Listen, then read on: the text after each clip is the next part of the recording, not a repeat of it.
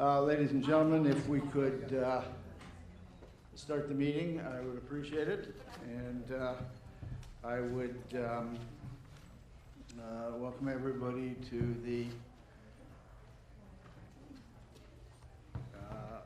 July board meeting of the Toronto Police Services Board, and start by acknowledging that the land we're meeting on is the traditional territory of many nations, including the Mississaugas of the Credit, the Anishinaabe, the Chippewa, the Haudenosaunee, and the Wendat peoples, and is now the home to many diverse First Nations, Inuit, and Métis peoples. We also want to acknowledge that Toronto is covered by Treaty 13 with the Mississaugas of the Credit. I note just at the start of this meeting that we have a busy agenda, but we also have a tight quorum. The mayor is not here, Ms. Sandra Grisera is not here, and Councillor Ford needs to leave after about an hour or so for a very important meeting. So we do have quorum, but so thank you for recognizing that. Let me also ask if there are any declarations of interest under the Municipal Conflicts of Interest Act. Hearing none, thank you. There is a confirmation of the minutes held on June 27th, 2019. May I have a motion to approve? Councillor Nunziata, seconded. Mr. Jeffers, all in favor? Any contrary? Thank you. There is a presentation which we'll get to in a minute, but let me just go through the agenda first. And that is item number 3 is the Medal of Merit for Sergeant Fonseca. A motion to approve. Councillor Ford, seconded by Mr. Jeffers. All in favor? Any contrary? That's carried. Thank you. Item number 4 is the agreement with the City of Toronto regarding traffic agents. Have we got a deputation on that? Yes. Yes, we do. So we'll hold item number 4. Item number 5 is the special constable appointments and reappointments for July 2019. A motion to approve. Councillor Nunziata, seconded. Ms. Mulliner, all in favor? Any contrary? That's carried. Thank you. Item number 6 is the Canadian Association of Police Governance, the 2019 Annual Conference. A motion to approve. Ms. Mulliner, seconded. Mr. Jeffers, all in favor? Any contrary? Item number 7 has some deputations, so it is held. The same thing with item number 8.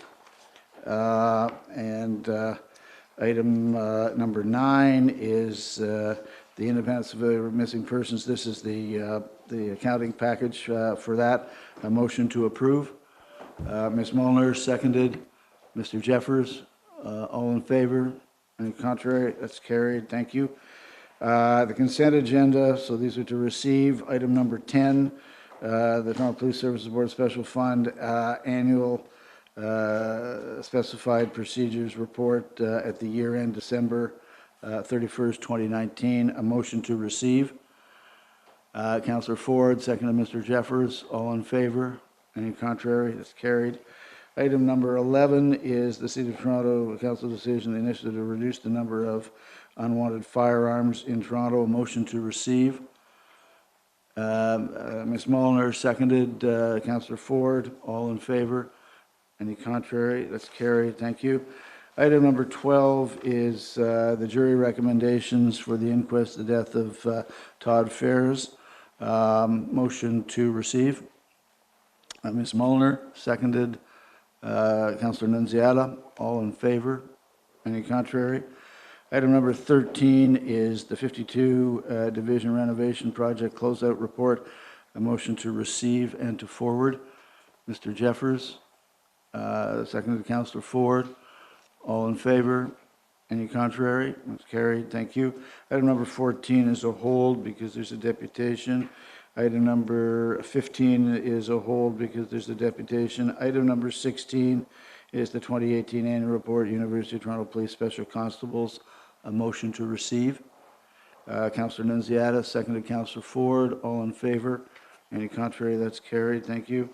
Item number 17 is the Chief's Administrative Investigation into the custody injury of Mr. Bakopsky. Motion to receive. That is Councillor Ford, seconded Mr. Jeffers. All in favor? Any contrary? That's carried. Thank you. Item number 18 is the Chief's Administrative Investigation into the custody injury of Mr. Vincenzes. Motion to receive. Councillor Ford, seconded Mr. Jeffers. All in favor? Any contrary? And that takes us to, there's some walk-ons, and you have those for me. Thank you.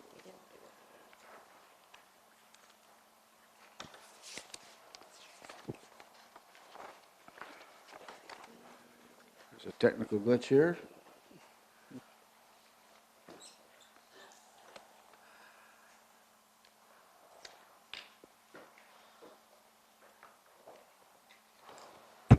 So the first one is an amendment to the new job description for the Chief Information Officer. This was passed at the last meeting of the board.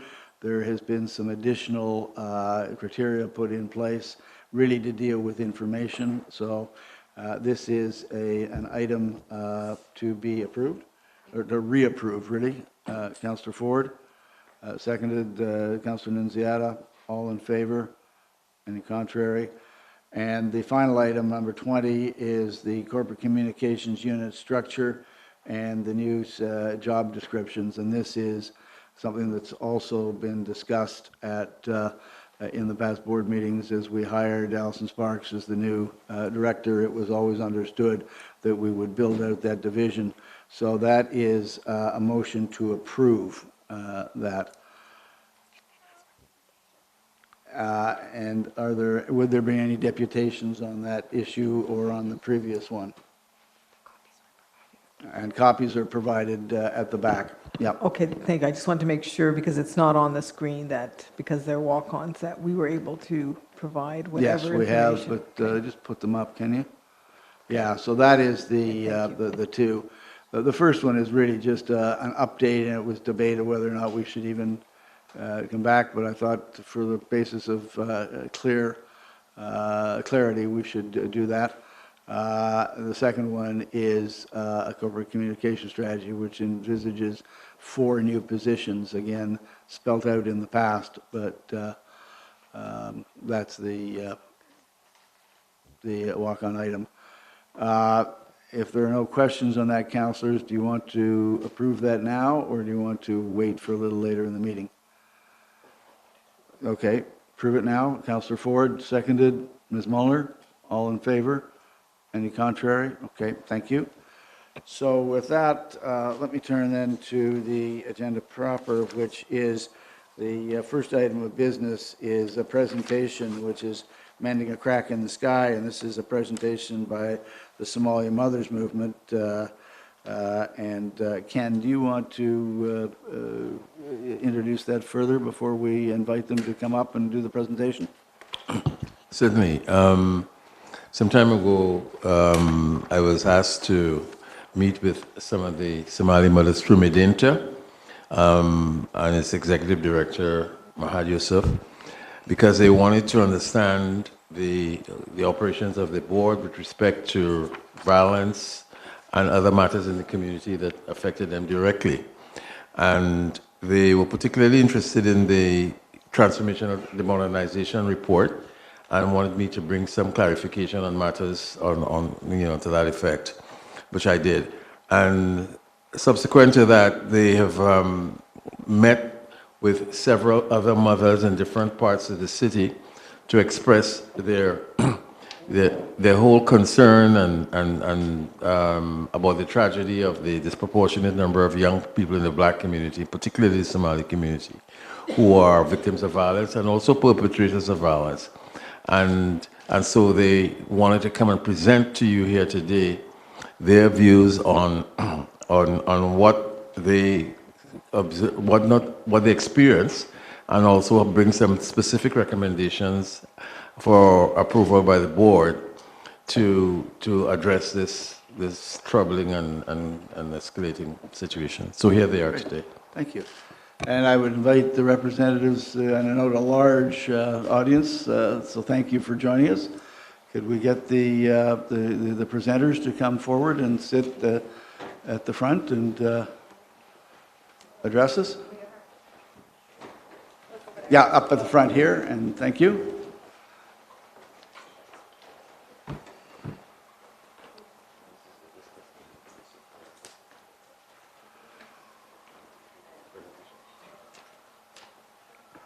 We make sure we've got enough chairs as well. Tony, thank you, if you could help them.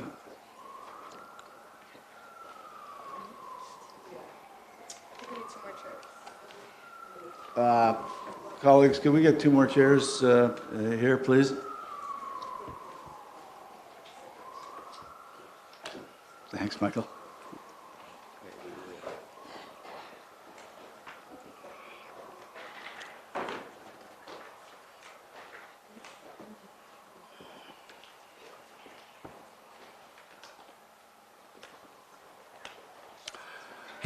So first of all, let me start and welcome you and thank you very much for coming to speak to us.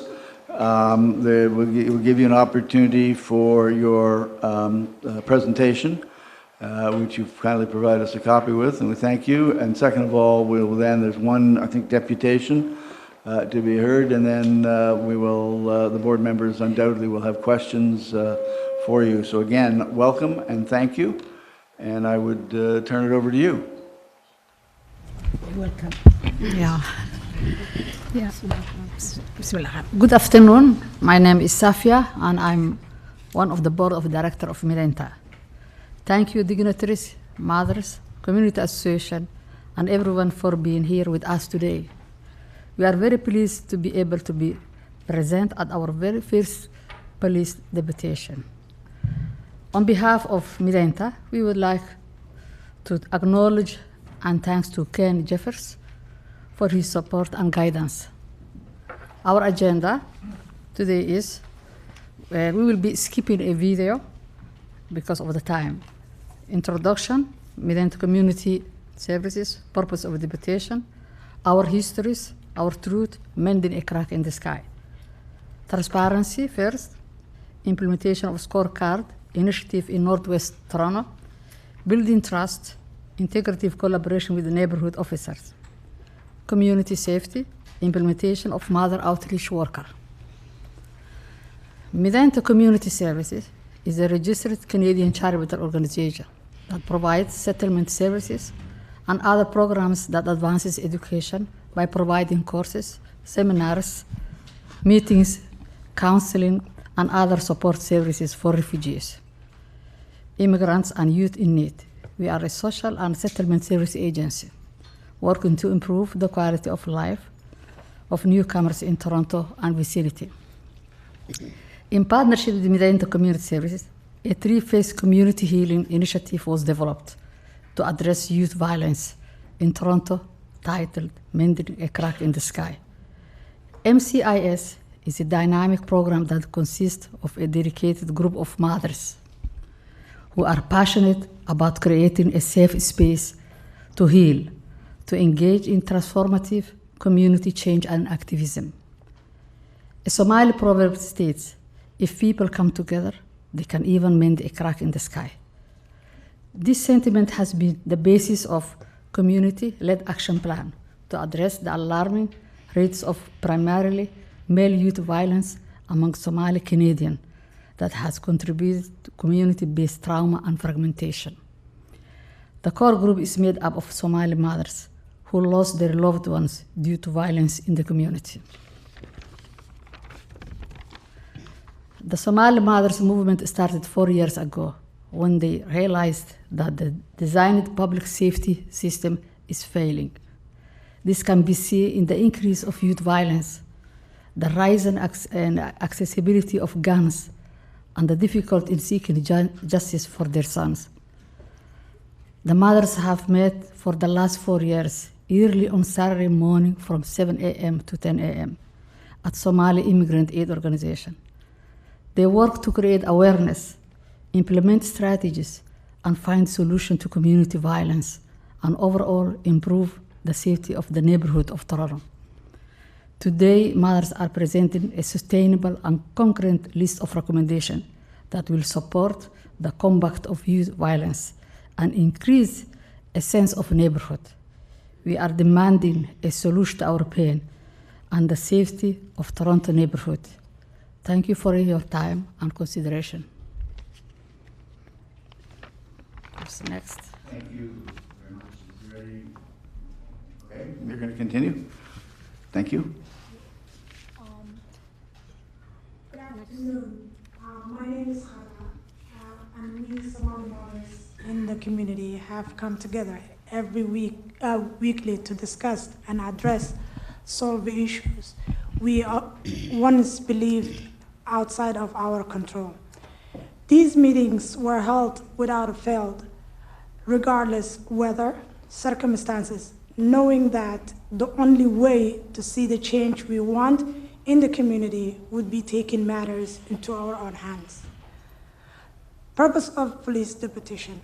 Mending the crack in the sky meets regularly to understand and navigate and implement strategies to combat community violence and enhance safety in our Toronto neighborhoods. In 2017, the Transformation Task Force provided the Toronto Police Services with key recommendations to enhance and modernize the current policing, which result in the release of the report action plan, the way forward. This report provides tangible and practical recommendations for Toronto Police Services, which includes strategies to provide trusted, honest, and efficient service to community members. As such, this document has been an important tool to help mothers to identify the collaboration of methods and strategies to work more efficiently with the Toronto Police Services. Mending the crack in the sky has been generously supported by board member Ken Jeffers, who has volunteered his time to support the team to better understand the process in completing a police deputation. Ken has presented many initiatives, planned strategies that have been identified by the communities in the past. However, they have not been implemented or sustained. Today, we would like to present a deputation to Toronto Police Board to provide sustainable and concrete recommendation to work in partnership with the community.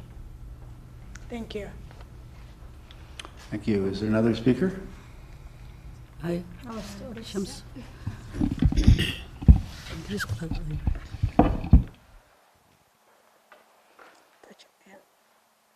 This is obviously even longer than the 10 minutes allotted, but feel free to go ahead, and thank you for joining us. You have our attention. My name is Shamsa Elmi. I'm a daughter, I'm a mother. I'm a taxpayer and I'm a community member. I'm here today to share my story. My story is racism killed my son. And because of race, his murder has not been made clear to me. No one has communicated to me about my son's murder. In a hospital, I experienced systemic barrier due to our race and immigration status. The hospital staff made it clear to us that they were not able to identify my son's in their healthcare system. I was confused, and I asked questions myself if my son's death was due to receive an inadequate health care or if death to the injury. I felt that I was not supported, that there was no system in place to support people like me and my son. Our youth have a difficult accessibility support in a community. My son was previously in custody and committed crimes that were very light in nature. However, when my son was murdered, the killer did not face any charge and was not even held in custody. Why did it happen? When I asked police, they said young white male had no criminal record, so no charge will be laid. Again, I asked why he was allowed to kill my son. Most crime committed by youth are not serious enough to face incarceration. However, where youth face more severe punishment, this is often due to race. The main problem I wish to bring forward is that there are many youth that are like my son. Each youth has a story and struggle. I want to mention to GAP is our support system. For example, youth have been in conflict with others, are sent to the same youth correction service. They are then more likely to engage in conflict. There are too many youth injured and murdered in situations like this. Legal aid does not cover enough funds to support troubled youth. Lawyers charge a lot of money, which legal aid does not cover. When my son, Hussein Mahmoud, first got in trouble with the law, I went to the lawyer who I paid. He was the same lawyer who told me my son to simply plead guilty and he will get a light sentence. My son listened, and even though he was not guilty, at the end, he did not get a light sentence. The lawyer misled me and my son and provided us a false information. He took the advantage, Hussein and myself, because he knew we did not understand the Canadian system. So, what is our role in preventing these incidents so no more youth could be killed? What plan is in place from our justice system? We want a peace, justice, and equality in our service, and better treatment to our youth and community. We want a justice system that aims to understand the circumstance to lead to our youth criminal action. A justice system that takes a more optimistic approach in dealing with youth and their families. Racism killed my son. He is not only one to be murdered to this race. We need to work together to end the endless suffering for families. That's why I committed myself to be a part of mending the crack on the sky. I'm a mother, I have a great pain, I have experienced suffering, but I also have a lot of hope. We are here today build a partnership to the police. I'm ready, and we are ready to work together. Bring to the end the youth violence. We are sick and tired being sick and tired. I'm going to leave you to this. When I left my home country, I chose Canada. Canada didn't choose me. I chose Ontario. Ontario didn't choose me. I did not choose gun violence, and I did not choose my son's death. These children who are dying are a Canadian. We need justice, peace, and equality. Thank you very much. Thank you very much. Is there another speaker?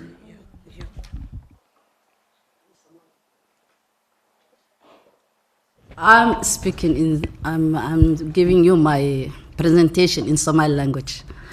And I provided a writing. Yeah. It's on. Maybe. Okay. Thank you. Yeah. So I want my large community to understand what I'm saying too. Bismillah. My name is Shamsa Mohamud, and I'm a Somali mother. magacayga waxaa la yiraahdaa Shamsa Maxamuud. waxaan ahay Soomaali hooyada wiilkeeda lagu dilay, hooyo Soomaaliyeed oo wiilkeeda lagu dilay Toronto, gaar ahaan xaafadda Lawrence Heights. sanadka markuu ahaa 2008 March 15.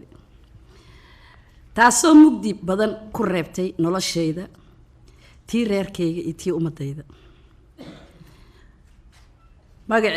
magaciisa waxaa la oran jiray cabdikariin waxaa ka heli kartiin meel walba oo booliiska ay soo dhigaan warayaasha maalintaas waxaa iiga xanuun badan maanta oo 11 sano kadib aan weli dhibaatadii ee faraha ka badatay caruur badan ay naga dhinteen ay qabuuraha buuxiyeen wiigiiba 4 aan duugaynay kuwa badan isbitaalada ay yaalaan dhaawac iyo xabado meel xun ka galay kuwa kale ay jeelasha buuxiyeen oo annaga loo dhistay oo guryo looga dhigay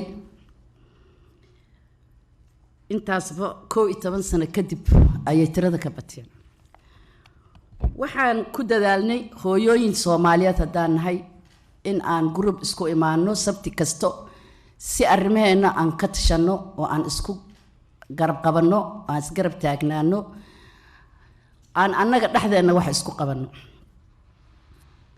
maanta waxaan idiin hortaaganahay ama boorka booliiska aan u hortaaganahay ma aha calaacal mana aha baroordiiq oo tacsi maaha mana aha baryo oo ayaga aan baryayno maanta booliiska waxaan u hortaaganahay in aan la shaqeyno oo aan la noqono saaxiib labada gees ka wada shaqeynayo oo ayna ogaadaan inaan nahay hooyooyin dhaawacsan waxaan ula shaqeynaynaa sababteedana waxay tahay gaar ahaan hooyooyinku ay maqlaayaan booliiska waxaan ula shaqeynaynaa sababteeda waxay tahay dhibkeena anaga og waxaan nagu dhex jira anaga iyo booliiska dhibaatooyin tiro badan isfaham la'aan argagaxiso waa ka cabsanaa annaga ka cabsana hooyooyinka ilmahan yaa ka cabsadaan argagaxiso habeenkii saqda dhexe iyo guryaha nagu soo jabsadaan annagoo waxba ogeen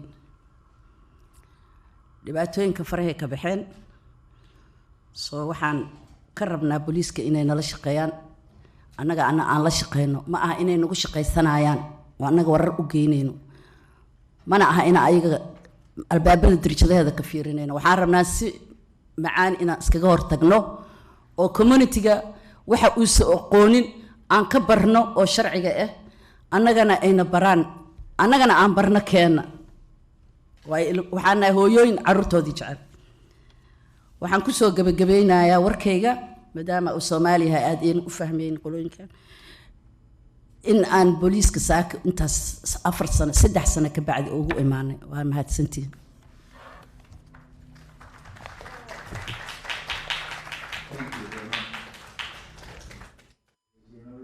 Person who wishes to speak, thank you. Hi guys, so my name is Nora and I'm a community worker that supports the mothers every Saturday at the Saturday morning programs. And today I'm going to be discussing the first recommendation that we have for the Toronto Police Board and Toronto Police Services. And so to honor transparency between the police, community members, as well as service providers, the Mending Crack in the Sky group would like to initiate a scorecard training session with the Toronto Police to ensure the availability and accessibility of the tool and to include mothers in the conversation. So in order to evaluate the effectiveness and efficiency of community policing in various neighborhoods, community members need to actually understand how the scorecard process is implemented as well as evaluated. So this training would then result in having regular meetings and opportunities to provide ongoing feedback and service to service providers as well as community members. So our hope with a training session, the outcome is to enhance the understanding of the scorecard process, which will provide community members with the confidence to interact and have open dialogue with the Toronto Police members.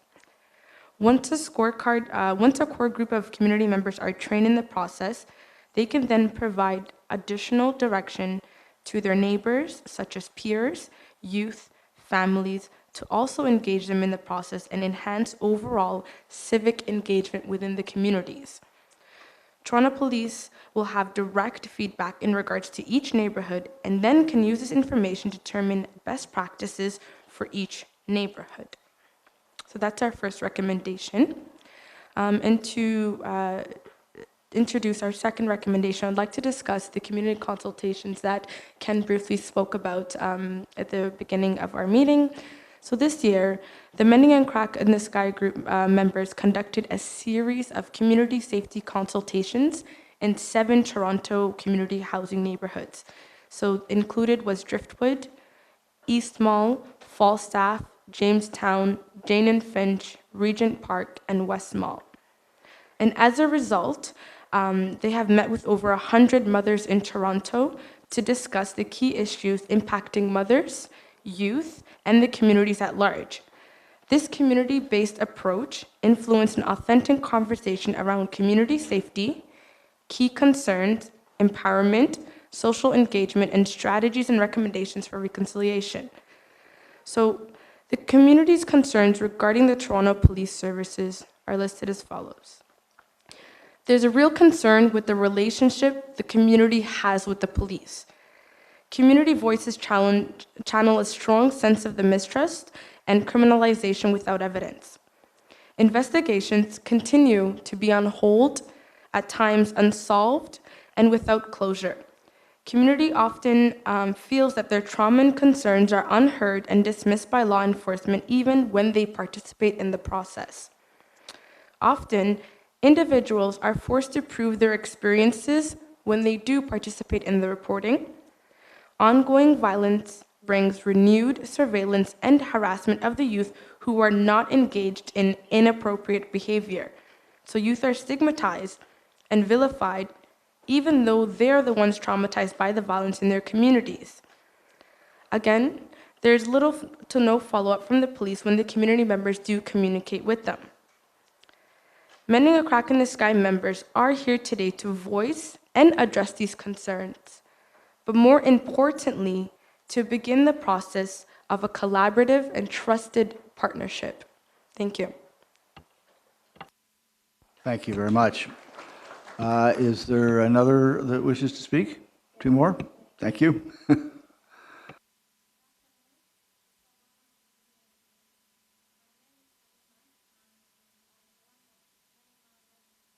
The Mending the Crack in the Sky program.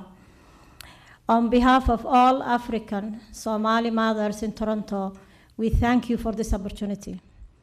For 4 years straight, on every Saturday morning at 7 a.m., we meet and brainstorm solutions for the challenges in our community, such as youth violence, trying to understand the legal system, and how to overcome the difficulties we face as Black Muslim immigrant mothers. So today, I would like to share with you the solutions and the suggestions we came up with for the last 4 years, and I hope I can convey that. The first challenge we tackled was, do the mothers trust the police force? And I'm quoting one of the mothers. She told me when asked, forget any trust, she said. When I see a police officer, I get a panic attack, and I forget all the English I knew, and I start speaking Somali. So this kind of ordeal is devastating, because the police should be the first to be called when in trouble. They should be the one who we can blindly trust. Our conclusion for the lack of the trust between our community and the police was because there is no real communications or understanding between us mothers and the police officers, which sparks fear and misunderstanding. So our next challenge was to find solutions on how to increase the level of building trust between the community, the mothers, and the police force. The answer is in the following recommendation. Recommendation 1. As the mothers of the Mending the Crack in the Sky, we agreed, no matter what, to work hard to support each other and try our best to have positive change in our community and our beautiful city, Toronto. And sincerely, we would like to apologize for our kids' behavior around the city, and we feel sad that they are also victims. The second recommendation is, as the mothers of Mending the Crack in the Sky, we agreed that we should commit 100% to not only trust and work with the police, but help keep and better our neighborhood. But there is only so much we can do on our part. A huge part of being a police officer is building trust with the communities. And I understand that trust comes both ways, and it's hard sometimes, but as a police officer, a protector of the people, it is your duty to take that first step and help us to mend the crack in our community. Despite everything we see on the media and the struggle we face when it comes to the law, we still value the police force and want ways to increase the level of the trust between us. Because at the end of the day, police officers are part of our community. We hope that something will be taken from this and from our hard work and the effort that we were doing for 4 years. And we hope also that something will be taken from our recommendation and suggestions and that we got from the feedback of the 8 neighborhoods that we visited in Toronto and the mothers' consultation in those crisis areas. So our vision for building trust recommendation is to be used not only by the police force, but also by the Somali mothers, so that in crisis, the police are the first to be called. Finally, I would like to conclude with President Ronald Reagan saying, he said, "Evil is powerless if the good are unafraid." Thank you.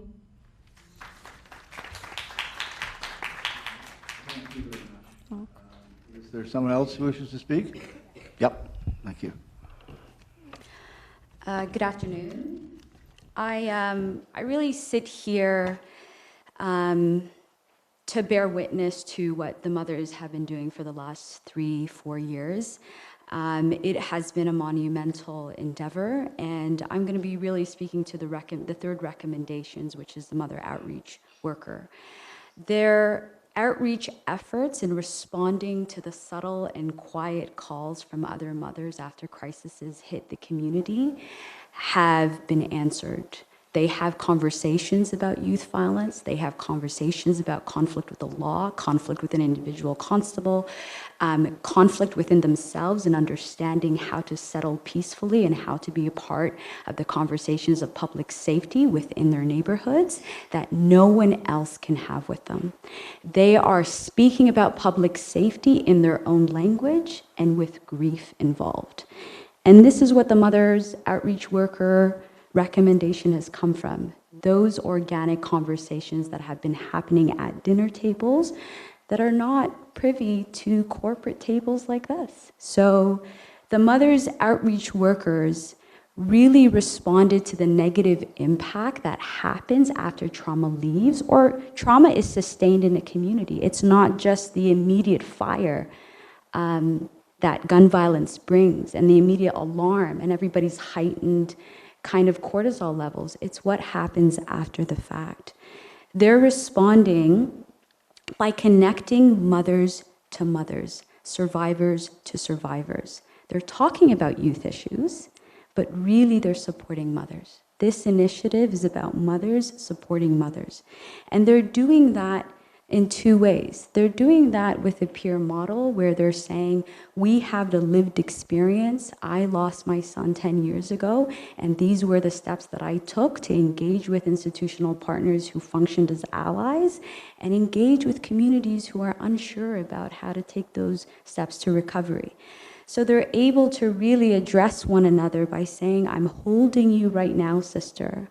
I'm holding you in this pain because I've been in your pain, but this is the way forward.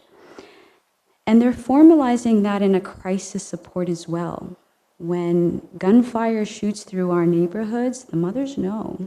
The Snapchat feeds, the social media stuff, a lot of that networked information does move around, and they do respond to their sisters. They do respond by connecting them to say the city's crisis response unit, say Victim Services Toronto, ensuring that they have those linkages to the social service provisions that are available and connecting to community spaces that just feel familiar. The crisis support, however, for them is both crisis in the moment and responding when things happen, but staying in that crisis mode. So where us professionals walk away because we've addressed the immediate need, the immediate crisis response, that doesn't mean that survivor, and I'm using survivor because when a mother loses her child, she's also a victim of that crime. She sustains the survivor's guilt, she sustains the mental health ramifications that that has.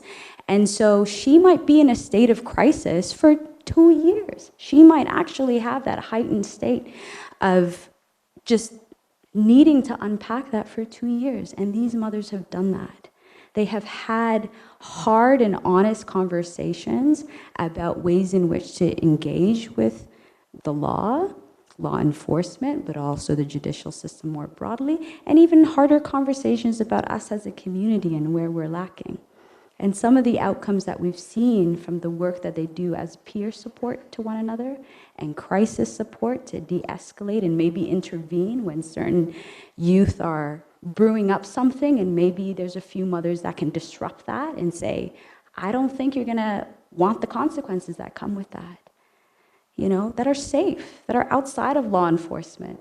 That is not information that's going to law enforcement. To tell a kid, you do not want to go down that path. So here are some of the outcomes that came of that.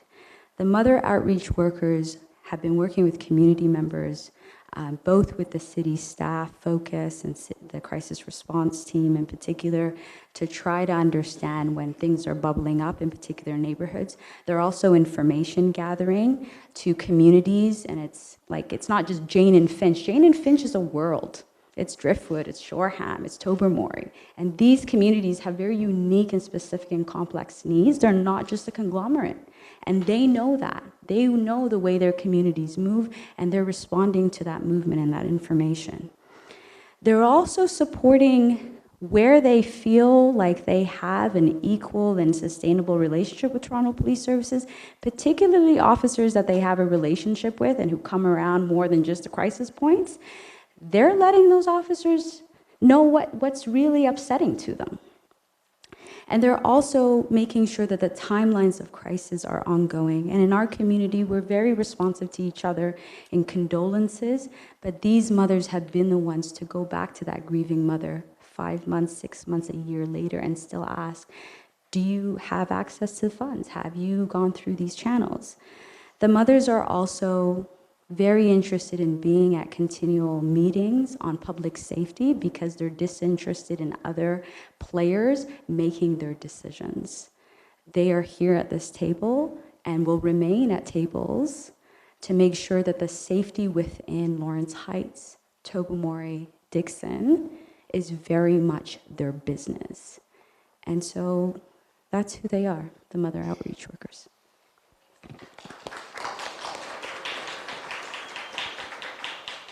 Thank you very much. Are there any more speakers? Well, let me start by saying really thank you very, very much for taking the initiative and coming down here. Ken, for you setting it up. I really, really appreciate all of your statements and your presentation. I know sometimes it was difficult for you to do that, so we appreciate that even more. And we appreciate the sense of partnership that you want to perpetuate and establish and enhance with the police. And certainly from a board point of view, from my colleagues' point of view, we want to embrace that in every way. So I know we have a resolution or a motion that Ken Jeffers is going to put forward to want to work with you on an ongoing basis to ensure that what you're talking about actually it comes into play, and that we have a strong working and trusted relationship between this community, in fact all communities, but this community in particular, and the Toronto Police. So again, thank you. We have one deputation which I need to hear. before we get into questions and discussion from my board members. So if one of you wouldn't mind making space for Derek Moran. Derek, you have 5 minutes to make a deputation. And then if you would stay close by, ladies, because we'll get you to come back and sit down as my colleagues have questions for you.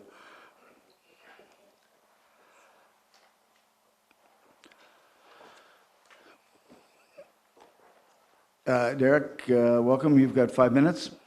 I just want to say about me speaking at this meeting, this shall not be deemed to be in any way my consent expressed or implied, and doing so is fraud. God bless Her Majesty the Queen, and long live Her Majesty the Queen. And let the record show, as the Toronto Police Services Board's bylaws apply to a person, that if I have ever led this board to believe in any way that I am a person, then that would be a mistake, and that I ask this board to please forgive me. I just want to point out, because in this item, this group MCIS talks about transparency scorecard.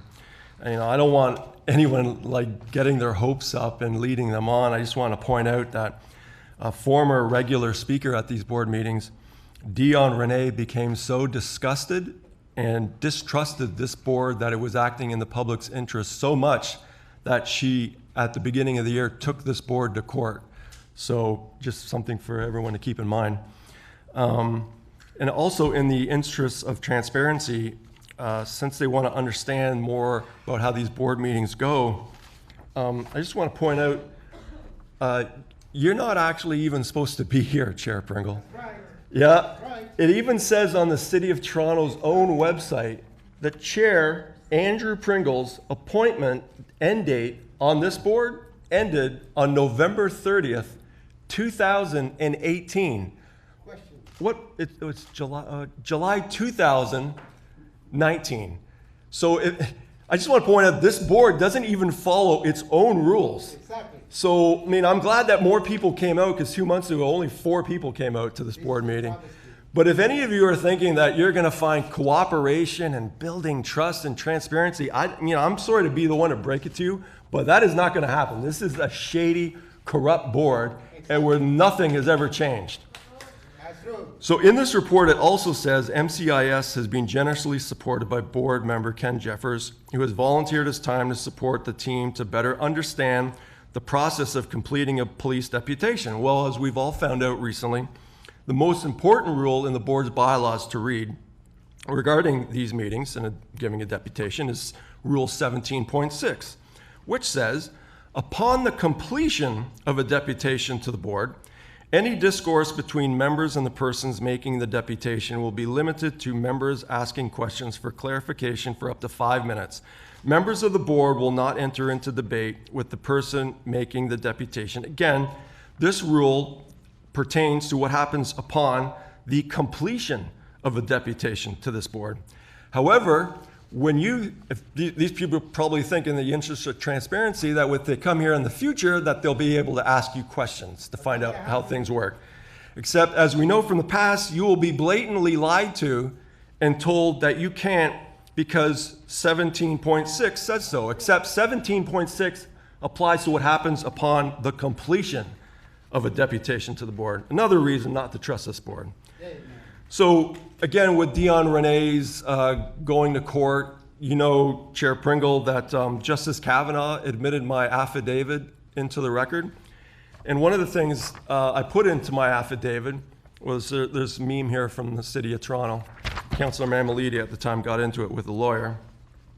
Paragraph 22, I said in the Dion Renee affidavit, said, in regards to the chair telling people who speak at Toronto Police Services Board meetings that they have to stick to the topic, they can't go off topic. Below is a screenshot of what a City of Toronto lawyer at a Public Works and Infrastructure Committee meeting said to then Councillor Giorgio Mammoliti on what people who go to speak at those meetings can talk about, which was, and this is what the lawyer told then Councillor Mammoliti, whatever they basically want to say, whatever she, the lady who was speaking at the time, whatever she wishes to speak to. Because the regulars who come here know that if you say something that this board doesn't like, they will also straight up lie to you and say that you have to stick to the topic, when Section 2B of the Constitution guarantees all of our freedom of expression. And Chair Andy Pringle took an oath to uphold that Constitution. And the very last line of it says, "So help me God." And he routinely violates our freedom of expression at these meetings. And if you come here, you'll find out for yourself that he'll do it to you too. And if you really want to send your head for a spin, look up the definition for deputation in the board's definition section. I tried to find out recently by email, and Diana here was good enough to be transparent enough with me. You're not going to tell me which dictionary you guys got that definition for deputation, because you've invoked your solicitor-client privilege. What's that got to do with, you can't tell me what definition, which dictionary you got that out of? Because of solicitor-client privilege? Derek, thank you very much. So much for your transparency. Are there any questions of Derek? Scott, there were some things that were mentioned there about chair and appointment. Do you want to correct that? Through you, Mr. Chair, I believe there's a question about your appointment. City Council this week did make an appointment, but I think it's our view that the appointment is not effective until the 30th of September of this year. And as there's no effective appointment at this time, you would retain your position as chair until the effective date of the appointment. That's not true, brother. That's a lie. Can you be a little bit more forceful about that? Because that's... Your view is wrong. Speak the truth. I think our view is, as of today, your appointment is effective. Thank you. Chairman. Colleagues, I'll ask the Somali mothers to come back if they'd be kind enough to do so that we can have some discussion with them. Michael, I recognize that you have to go, but thank you. Is there anything you wish to transmit? Well, thank you very much, Mr. Chair, and my apologies. I do have to depart rather early. I just very briefly want to thank my colleague, Mr. Jeffers, for bringing the Somali mothers here, and they are a big part of the community. I represent North Etobicoke, so I think police and community relationship is critical. So thank you, and thank you to all the mothers who came out today. Thank you. Thank you. Colleagues, these ladies have made a great presentation to us and some very compelling suggestions. I invite you for questions that you may have. Yes, Francis. Yes, thank you very much, and thank you to the deputants.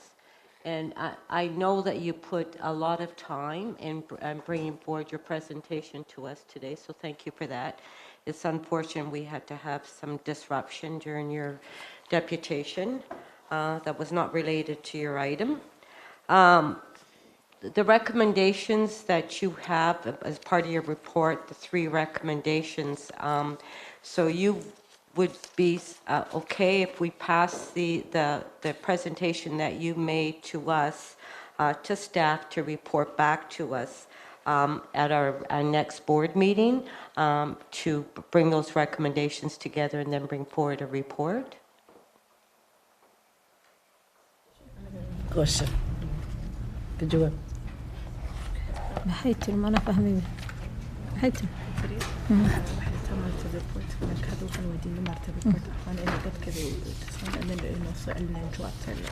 in report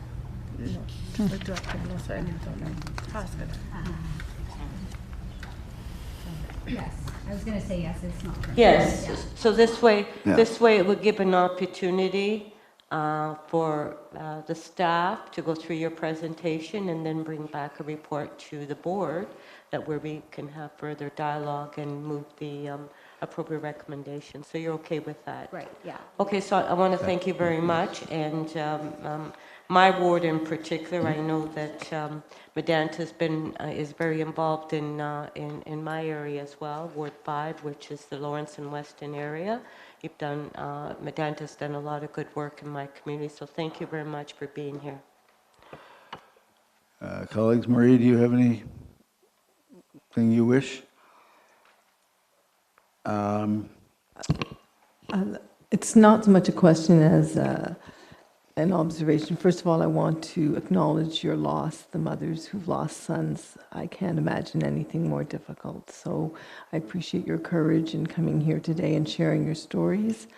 And I also want to note that the kind of partnership and work that you want to do with the police is exactly what this service and this board is seeking to encourage. It's very difficult work, and we know that you are persistent and resilient, and we look forward to working with you. So I'm confident that with the suggestion of Councillor Nunziata, that we will be able to find some way to work well with you through our staff. Thank you. Ken, the last word, and you want to put a resolution forward that I think Francis has already kind of talked about. But first of all, again, thank you for taking the lead in bringing these wonderful people here to talk to us. Again, thank you all for joining us. But Ken, do you, I don't know if you've got any questions or clarifications you want to do, but I know you have a motion you want to put forward. Yes, I have a motion. Before I make the motion, I'd just like to say thank you very much, and to also express not only my appreciation, but the fact that I've been, as I've told you many times, around the block a few times, and one of my major concerns, and sometimes the tragedy of having to repeat every generation the same kinds of things, and so I'm really happy to hear that.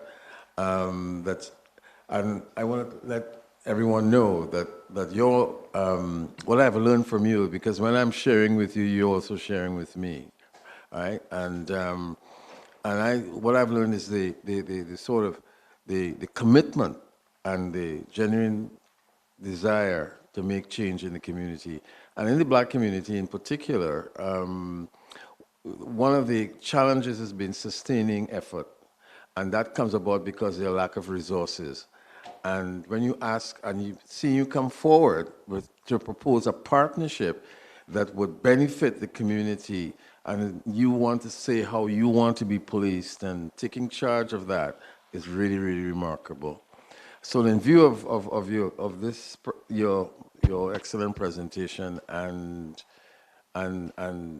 bringing an awareness to the public about how you feel and the qualifications that you have in ensuring that solutions are achieved, brings me to this motion. And I move that the board receive the presentation and direct staff and appropriate members of the anti-racism panel, the mental health, to work with the Somali Mothers Movement, Midaynta Community Services, to pursue opportunities for partnership with a view to establishing a memorandum of understanding that is specific to this partnership, and bring it for the approval of the board at the September board meeting. Colleagues, any questions, discussion? Okay, if not, Ken's put forward a motion. Is there a seconder? It's Francis Nunziata, Councillor Nunziata. All in favor? Any contrary? That's carried unanimously. And again, ladies, let me thank you all for having the courage to come forward. I certainly echo Marie's comments. I know it's extremely difficult and at times extremely frustrating, but we certainly want to work closely with you to make the community as good as it possibly can be and amongst the safest in the city. So we look forward to ongoing discussion over the next several months and beyond. But thank you first and foremost for taking the time to come down here and present to us particularly. And you just heard the motion, you heard the unanimous support for it. You heard Councillor Ford's comments before he left, who supports it as well. So again, thank you, and we look forward to working with you. Thank you. Thank you very much. Thank you.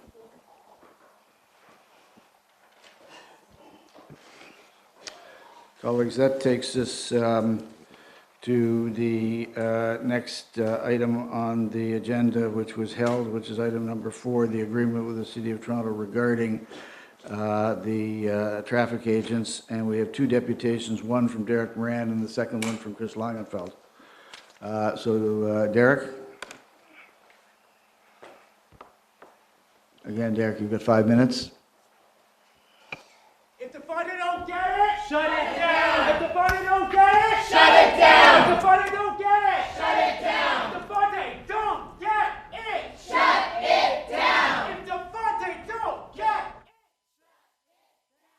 if the funding don't get it, shut it down.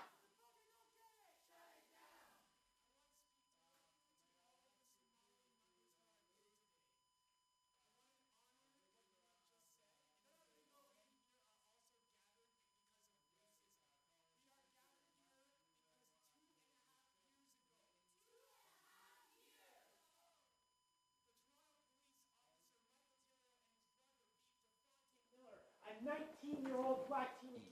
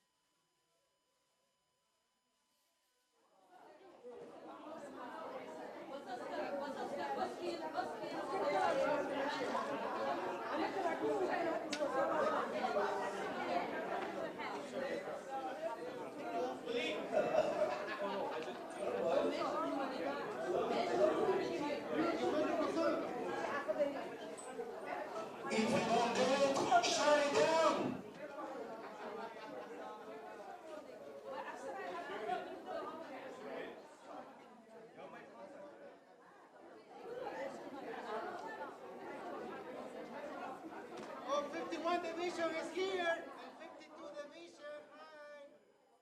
We look at you. 51. 52.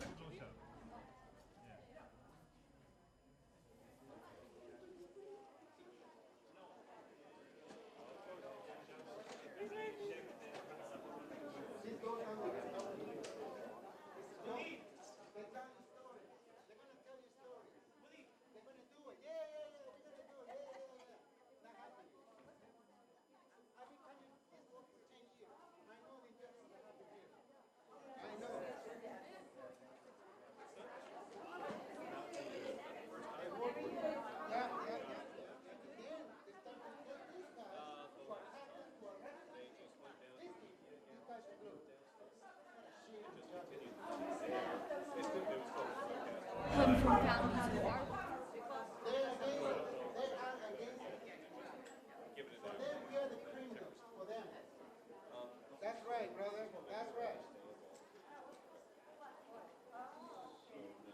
It's us versus you. It's us versus the system.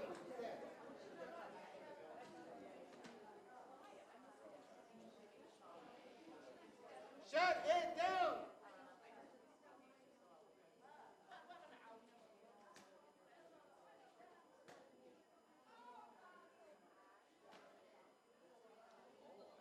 You guys going to reconvene at all, you know, or is that it? I don't know how it works.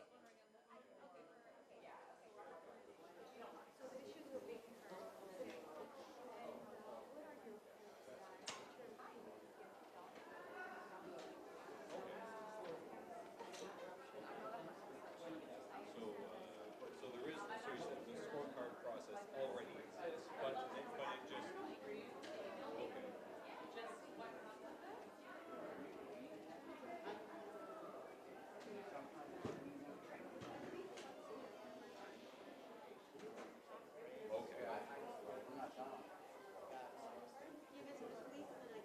So kind of a public evaluation of how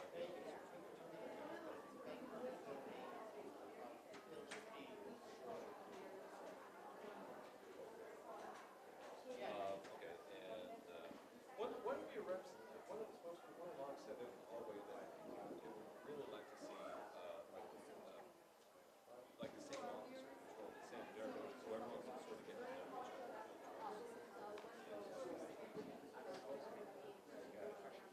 Oh, that's part of the presentation. Okay, gotcha.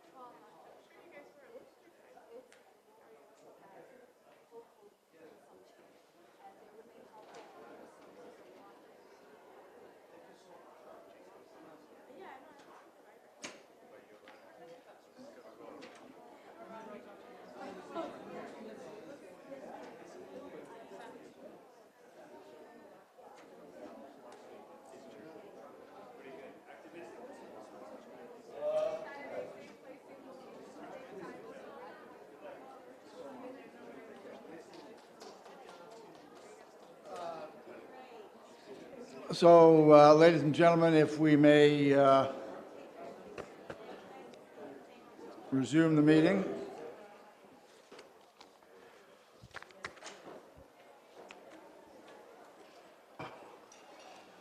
Danielle? Danielle?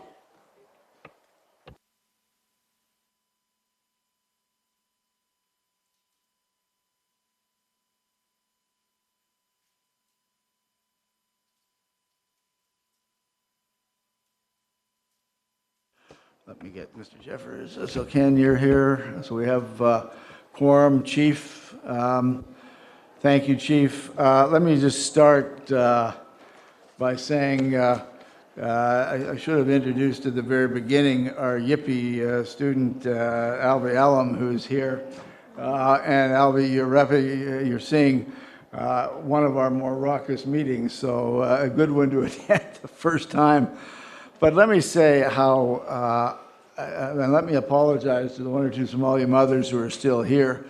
because you came forward with a tremendous presentation and an outreach to work together, which we completely embrace. And let me just abhor on behalf of the board the disgraceful behavior of the people that disrupted and rode on the back of that for their own purposes. It certainly is counterproductive to what you're trying to do and us working together to build a better community.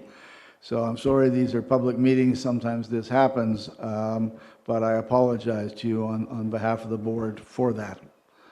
And colleagues, Francis? Yes, thank you, Mr. Chairman, and I as well want to apologize to the Somali mothers that came here and put a lot of thought and a lot of time into their deputation and their presentation to us, and we were all very interested in listening to the presentation and made a recommendation on coming back in September. And it's it's unfortunate when we have people that come to the board meeting wanting to speak to the board members and on a very serious matter, and then we have these protesters that come in and all this disruption. I think it's disgusting, and you know, it's not fair to the people that are here that are making these deputations. And I think that, you know, it has to come to a point where if they continue to do that, that we throw them all out. Ken, Marie, did you want to say anything? Ken, if you would apologize to them on our behalf and make sure that that message gets through, we'd appreciate it. Yeah, I certainly will do that, and I will communicate as much as I can to whoever would listen that what they have disrespected these mothers who, as you've said, spent a lot of time and will continue to spend more time. And I know they will not be happy about this situation here. And I certainly will convey the sentiments of the board. Thanks, Ken. Derek, we're sorry to interrupt you. You are here to speak on the agreement of the City of Toronto regarding the traffic agents.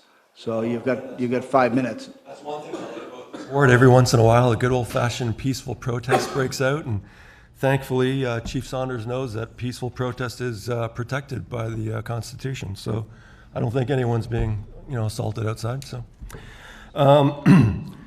so these special constables are taking an oath. So I just wanted to read onto the record what that oath is. It can be found in Ontario Regulation 268/10, Section 2. The oath or affirmation of office to be taken by a police officer, special constable, or First Nations constable shall be in one of the following forms set out in the English or French version of this section. I solemnly swear that I will be loyal to Her Majesty the Queen and to Canada, and that I will uphold the Constitution of Canada, and that I will, to the best of my ability, preserve the peace, prevent offenses, and discharge my other duties as, in brackets, insert name of office, faithfully, impartially, and according to law. And here's the best part, the last sentence, so help me God. That being said, I just want to point out to you, Chair Pringle, what it says in Leviticus 19:11, ye shall not steal, neither deal falsely, neither lie one to another. So in this report, there's a draft copy of an agreement between the Toronto Police Services Board and the City of Toronto, and it says, now therefore, in consideration of the mutual covenants set forth below, the parties agree as follows. Now, in the Dictionary of Canadian Law, covenant is defined as an agreement in writing, signed and delivered, and in the past under seal. Now, because you're dealing with an organization as shady as the City of Toronto, I just wanted to expand upon covenants, documents under seal, and you're grinning for some reason, Chairman. I think, was Councillor Nunziata making you laugh? So in this Friedman Equity Developments versus Final Note Limited 2000, the Supreme Court of Canada said, the sealed contract rule operates within a system of rules relating to sealed instruments, all of which are derived from the fact that a sealed instrument is enforceable by virtue of the form of the instrument itself. However, as time passed, the seal became a symbol of the solemnity of a promise and began to serve an evidentiary function. As I stated above, historically, the act of sealing was a solemn act designed to impress upon the parties to the contract the significance of their obligations. Fundamental difference between contracts under seal and simple contracts is in relation to the doctrine of consideration. The law will enforce a contract under seal even without consideration. Therefore, a gratuitous promise which is expressed in an instrument under seal is enforceable. At common law, a sealed instrument, such as a deed or a specialty, must be signed, sealed, and delivered. Many of these incidents of the seal stem from the historic view of sealed contracts, namely that they were enforceable by virtue of the form of the instrument. It is for this reason, for example, that today a contract under seal does not require consideration. The seal rendered the terms of the underlying transaction indisputable and thus rendered additional evidence unnecessary. A contract under seal derived and still derives its validity from the form of the document itself. And I just want to point out that the birth certificate we all get has a seal of the Registrar General of Ontario on it. So since this is an agreement between the Toronto Police Services Board and the City of Toronto, I need to caution this police board and inform them of some comments that were made recently at executive committee by a lawyer who works at the City of Toronto in regards to the law of contract. And he said, I fully understand when you have an agreement in place and you've been sort of counting on something even though it was 9 years ago, that you might expect that was going to be happening in the way that the agreement contemplated. But I've also come to learn that 9 years is a very, very long time. It's unfortunate that 9 years did pass by and that it wasn't built during the 9 years, but the fact is it wasn't. And so while I never like to see agreements unwound, I will say in this case that it is one of those things where 9 years has passed and a lot of things has changed in the city, and it's for that reason that I will end up supporting what I think is a fairly well-reasoned report by the staff. So what Meritorious is basically saying here is that it's okay to commit breach of contract on the basis of, well, that was 9 years ago. I mean, he literally said during his time for speeches at executive committee this month, well, that was 9 years ago. This is exactly what Premier Ford was talking about when he said at this press conference during the City of Toronto council cut crisis, Ford on Toronto City Council, most dysfunctional political arena in the country. The City of Toronto apparently thinks that in contract law, and I'm not a lawyer, but what I do know is that there is no 9-year expiration date rule in contract law that allows them to get away with something like this. And quite frankly, I'd love it, I think the people of Don Mills and Lawrence would love it, if Chief Saunders and the Financial Crimes Unit investigated the City of Toronto of how they're stealing this community center from the people of Don Mills and Lawrence. Thank you very much. Colleagues, any questions for Derek? Derek, thank you. The next deputant is Chris Langenfeld. Chris?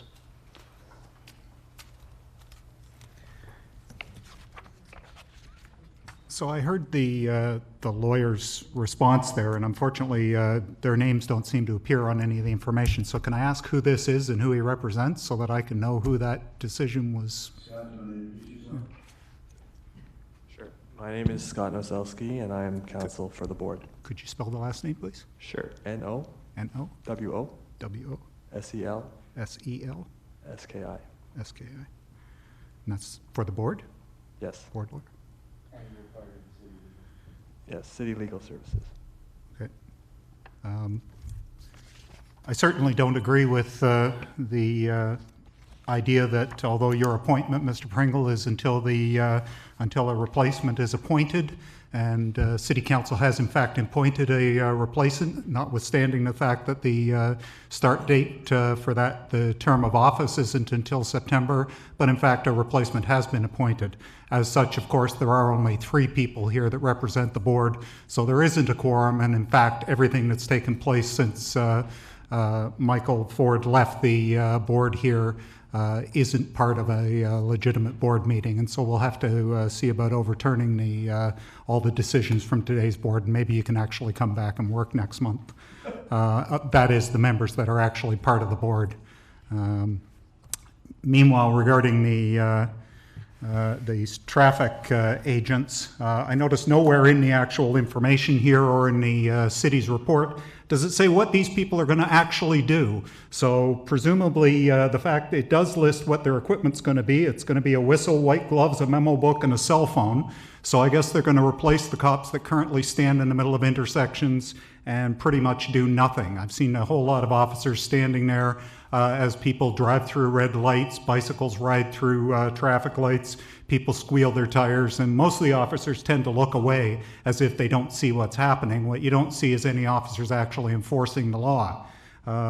This idea of having these traffic agents or whatever to supplement the traffic division of police officers would, I suggest, be useful. It would be helpful to actually have some people on our roads enforcing the Highway Traffic Act. As a professional driver and spending a lot of time on our streets, I certainly know that most people in the city know that, that our streets are a lawless zone, and of course that's why we're seeing all kinds of dead people piled up. But of course Mr. Tory's response to that is to, again, reduce the speed limits down to 40 kilometers an hour. I assume pretty soon he'll have people walking faster than the cars are moving in hopes that maybe that'll take care of all the people dying on our streets.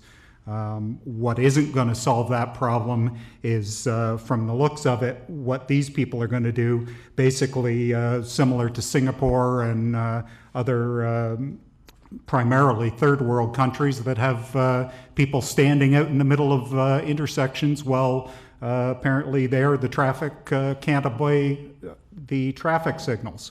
We know here that it's much more reasonable to spend $3,000 on a traffic light than it is to pay somebody $60,000 a year to go stand in an intersection and do this job. We could have our police officers actually enforce the Highway Traffic Act and start giving out tickets and pulling over some of the people that are on their cell phones or that are driving up. I've seen many over the sidewalks, through the passing lanes, up the on-ramps, all kinds of things. But unfortunately, even when there are police officers around, they don't bother to do anything. And I would say that's a direct result of this board and a failure of this board to look at doing any kind of direction to the service and setting it as a priority. Of course, it is this board's role to set the priorities and objectives for what the police are supposed to be focusing on. And you folks should be telling the police department that we expect them to be out there enforcing the Highway Traffic Act. Perhaps if they were doing that, and we would have a few less deaths happening on our streets, and we'd all be a lot safer out there. I'd also like to mention that I noticed for this meeting, Mr. Pringle, this is another situation where you pick and choose who you're going to enforce the time allotments for. For the first group, having said that they're allowed 10 minutes, of course you allowed them, I think it was 35 minutes. And then when Mr. Moran's up here, of course you turn around and if anybody's, when Derek Moran is up here, you're certainly anybody that's speaking against this board and doesn't, you don't like what they're saying, you're more than willing to try and curtail their time. But I see you're looking to say you can tell me to shut up in 4 more seconds, because heaven forbid I'm not saying something that you like. First of all, thank you very much. Second of all, the first one I would point out was a presentation at a deputation, and we allow any amount of time that is required for that. I was merely pointing out for the benefit of the audience that it was obviously going to be longer than the original 10 minutes billed, but it certainly was never going to be restricted to 10 minutes. Colleagues, any questions? Well, just on that point, we had about 7 or 8 deputants on that first item. So if you gave them 5 minutes each, it would be 35 minutes. So I don't know. But it was a presentation, so the same rules don't apply. Yeah. So, I guess stop interrupting, please, and don't be rude. Well, you're rude. Could we have order, please? Thank you. Colleagues, any questions further? I note Francis has pointed out that Barbara Gray, the general manager of transport in the city, is here. I don't know if you wish to make any comments, but that might be helpful for board members so that they might have any questions. Yes. So but I give you the opportunity to do so as well. Thank you. So I'd just like to ask Barbara just to comment on the report. Okay. Thank you very much.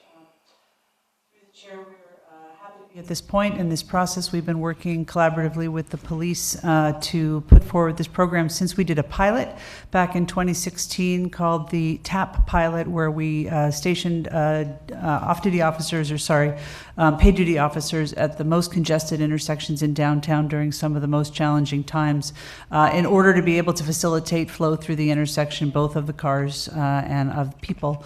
And we saw about a 90% improvement in the throughput of those intersections for everyone by being able to create some order there. And so we've been working with the police, and the mayor has been a champion of this, of course, to move forward with a program that is more permanent and is situated within transportation services, as these special constables will be really directing traffic through the intersections. I'm happy to take any questions. Colleagues, any questions? Ken? Excuse me, this is a general question around the whole question of traffic.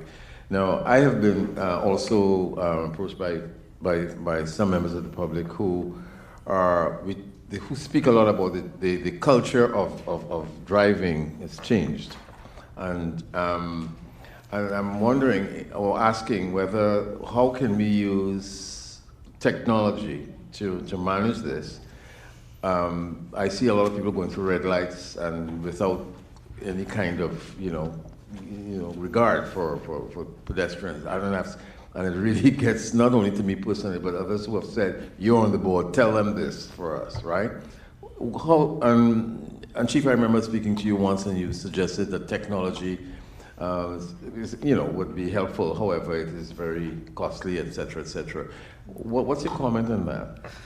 Through the chair, thank you very much for the question. In addition to this active traffic management through the traffic agents, we are also working to roll out automated speed enforcement, and we also are expanding our program of red light cameras, which both help from an automated enforcement perspective to control traffic and get right behavior through those intersections. So we do use technology.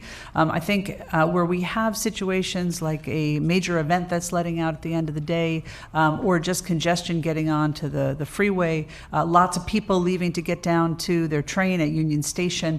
There's nothing, I think, better and more effective than having active management in that intersection to help control the throughput and make sure everybody is safe. So I would say it's both things. Okay. That we're going to be Mr. Chair, the question of communicating to the public that is zero tolerance, basically, for that, I think is a communication that we may have to or should be looking at as well. I don't think there's a lot of information or out there as to how we regard this, what I call the whole change in the culture of driving. Yeah, I agree, and I think also, Ms. Gray, that it was certainly part of the transformational task force, and we have pushed as far back as when Chief Blair was here for more support from the province for cameras. I perceive it particularly essential around schools as we change the crossing guards over, because we've got to change the culture, and frankly, tickets don't do it enough, and you can't have enough either traffic wardens or crossing guards or police officers. People just have to understand that that's the rule, and they'll be seen. So I would hope that you and your group, as we and our group, are continuing to push for those changes at the province, because we need that. We are working closely with not only the province, but also with, I believe it's 16 other municipalities in Ontario to roll out a comprehensive automated enforcement program for speed that will be deployed here in 2019, starting in school zones. So the work that we did to establish additional community safety zones around schools and look a little bit more broadly so we could bring in some of the streets that where students cross to get to school, that will be the first place that we roll out the automated speed enforcement. Great. Thank you. Colleagues, any other questions? Marie? This may be more of a question for the service, but I will ask it. I had a chance to read the memo and the great deal of detail, so I appreciate the effort made to provide us with information confirming that these special constables are never to pretend to be police officers, and that comes through very clearly. So my question is, and it's probably just from a communications perspective, what's the main difference, if you had to answer the question, what's the main difference between a police officer and a special constable? Because that seems to be the heart of why we're asking the province to set up this extra category. The main fundamental difference will be the powers that are bestowed upon them. As law enforcement, you have a tremendous amount of abilities: search and seizure, apprehension, arrest, detention, all of those factors. Those are things that aren't necessarily exclusive to the traffic agents, other than the citizens' powers of arrest. The other aspect is that, if I'm not mistaken, other than the traffic enforcement, if there's anything else that will be in accordance with the city bylaws and issues and concerns, not necessarily the Toronto Police Services statutes that we deal with. So it will be strictly and functional towards road safety and for traffic flow at various intersections. But they could issue tickets. Is that correct? I'm just trying to get a sense of me as an average driver on the street, if I'm stopped by a traffic agent because I appear to be making a mistake that will congest traffic, what happens next? Through the chair, they will have that authority, but that is not the explicit intention. The explicit intention is to focus on road safety. If there's a situation where they do have to write a ticket, they will have some limited authority to do that. I'm not asking this question because I'm concerned, because I did review the training schedule. I appreciate that the training is very thorough, but I think it's important that as we communicate this, that the public understand this is a police officer, this is a special constable, and this is the role that these types of special constables in the context of traffic agents will be performing. Thank you, I agree. Any other questions, colleagues? If not, thank you very much for attending and clarifying for us. We appreciate it. Colleagues, any of the clarifications or anything else you want from the service? If not, we need a motion to approve. This. Sorry, Francis, you have I'll move receipt of the deputation, and thank you to Barbara and staff to be here today. Our board meetings are always not like that. This is your first board meeting. Sometimes they are. Sometimes they are. Well, they're a little calmer. So thank you. So I will move the recommendation. Seconder Marie, all in favor? Any contrary? That's carried unanimously. Thank you very much. Thank you. Thank you. Well, thank you very much for attending. The next item is item number 7, which is the Toronto City Council decision re hate-sponsored rallies, and we have 2 deputations. The first is Derek Moran.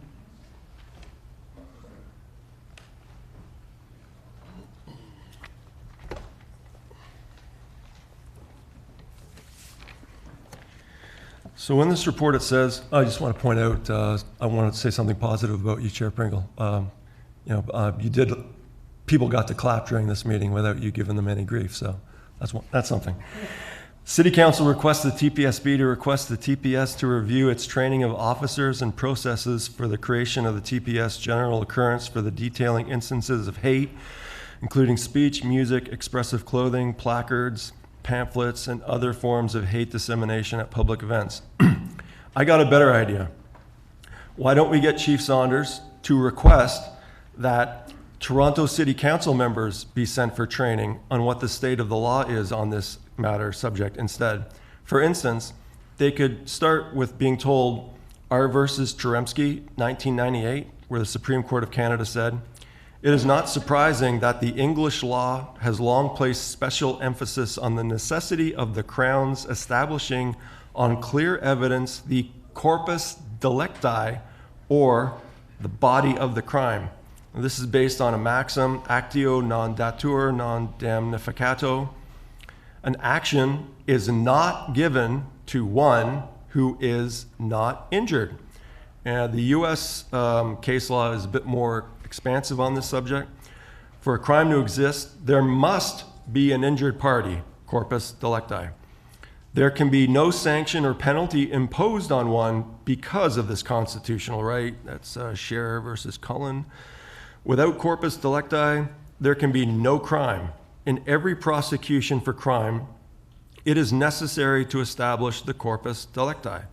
Example, the body or elements of the crime. People versus Lopez, I believe that's in California. With no injured party, a complaint is invalid on its face. Gibson versus Boyle from Arizona. And recently I noticed on Twitter, which you're not on yet, still Chair Pringle, The Washington Post here printed an opinion thing. I took a screenshot before you click on the link there. Supreme Court, I guess that's the U.S. Supreme Court, unanimously reaffirms that there is no hate speech exclusion in the United States of America. That's the upshot of the Slants case, which will also protect the Redskins trademark, and it applies to exclusion of speakers from universities, denial of tax, and then it cuts out there. But in the US, there is no, again, exclusion for hate speech. Free speech is free speech down there. And just to remind everyone, something I've mentioned here before because of what goes on at these meetings, this was from a tweet from Laura Nelson from the LA Times.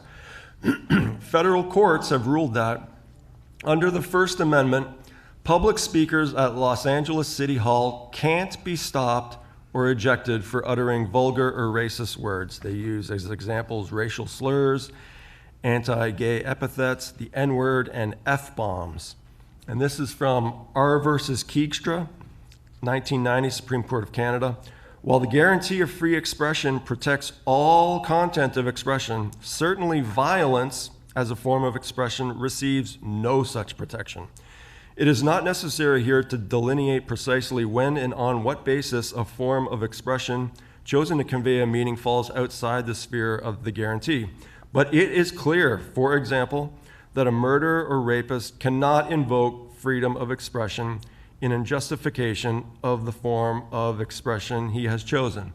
Because those City of Toronto types, they're really big on, oh, you hurt our feelings, you know what I mean? You actually have to have an injured party in order for there to be a crime. Also, hate goes for hate crime also. One thing I wanted to touch on, Chair Pringle, something that you said at the police board meeting last month at City Hall. Miguel, I'm sorry, you cannot bring up individuals. You know the rules, and I know this is going to seem like deja vu to you again, but I just want to make sure you weren't lying about that. Can you tell us what the rule is that says that one cannot bring up individuals here at these board meetings? I guess you meant really you can't mention individuals. It's a board bylaw. Is it on the website? What number is it? It's on the website, Derek, please. Well, hey, listen, you're the one always telling us, you know the rules. Okay, you're the chair of the board. You tell us what the rule is that says that we can't bring up individuals. Not only have we reviewed it, I think, last year in front of the public when we redid them, but it is on the website. It is there for you to see if you wish. Terrific. What number is it? I don't know the number.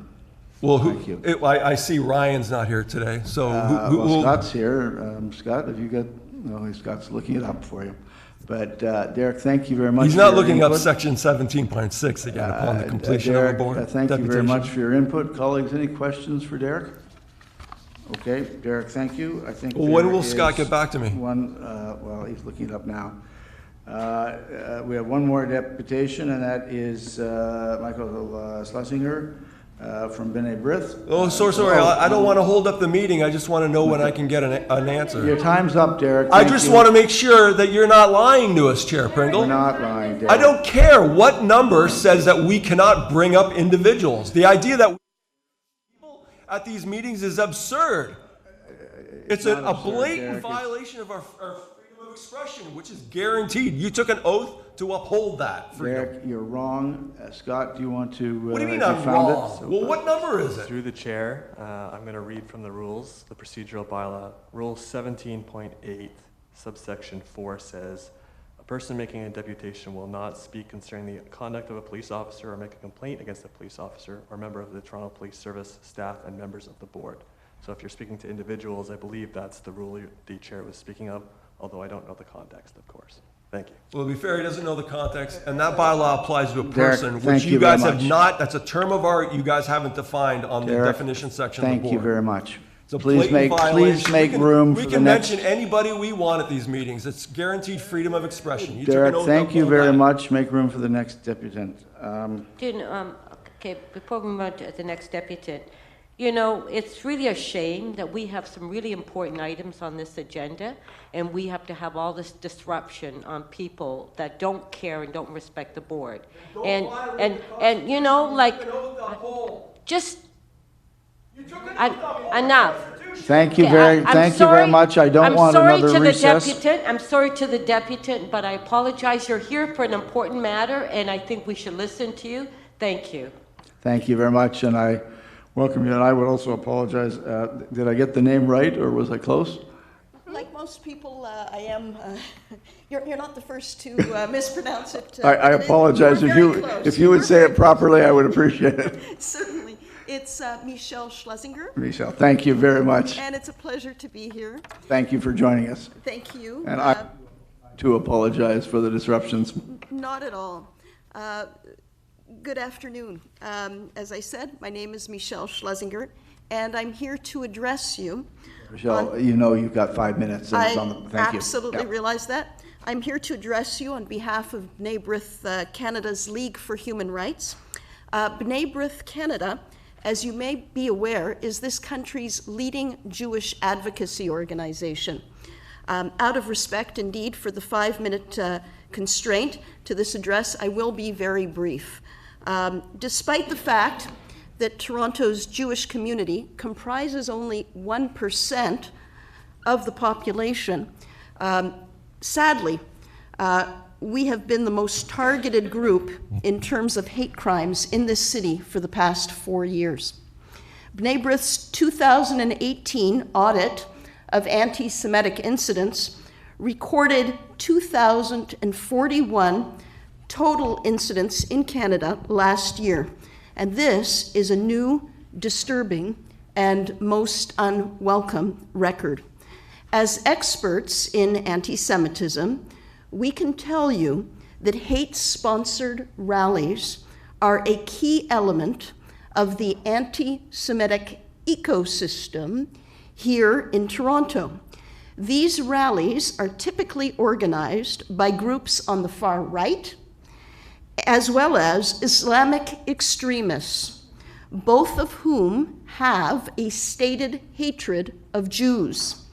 At times, it would appear that the Toronto Police Service does not take this particularly seriously, despite significant attention being paid to the problem by Toronto City Council. As a result, we wish you to know that we are concerned for the safety of Jewish individuals, groups, and facilities, and are not satisfied that this is being addressed, and we are therefore looking for accountability. Every year, the Al-Quds Day March, for example, takes place in downtown Toronto, attended mostly by people bussed in from other parts of the GTA, such as Richmond Hill and Pickering and so on.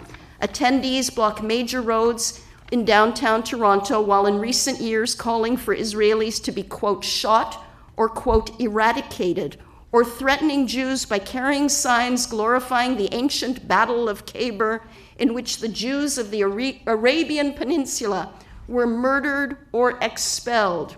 While we respect free speech and freedom of expression, these events cross a line. The participants in the Al-Quds Day March freely promote virulent hate, and yet no one has been charged for the incitement these events advocate. Instead, 100 Toronto Police Services officers are dispatched to guard the rally at no cost to its organizers. These hate mongers rally in the streets of our fair city, and to add insult to injury, to dangerous injury, they do so without a permit and in a disorderly fashion. They create a public nuisance, including blocking traffic. The 100 TPS officers who guard the hate mongers rally do so at the expense of the taxpayers. But this is obviously not without real cost. The taxpayers of Toronto are paying for a platoon of officers to escort anti-Semitic hate parades. Isn't it time to remove the police protection for these racists and instead send them the bill? And even at this very moment as I address you, very obvious cases of advocacy to hate, anti-Semitism at rallies goes unpunished, and are undeterred. Our failure to act encourages hate and fuels even more hate. And lest you believe this has a limited local impact, often the hateful behavior is then recorded and uploaded to hateful online sites. Recently, an individual attempted to disrupt the 2019 Walk with Israel event in North York while shouting that he loves Hitler and that Hitler should return to kill the Jews.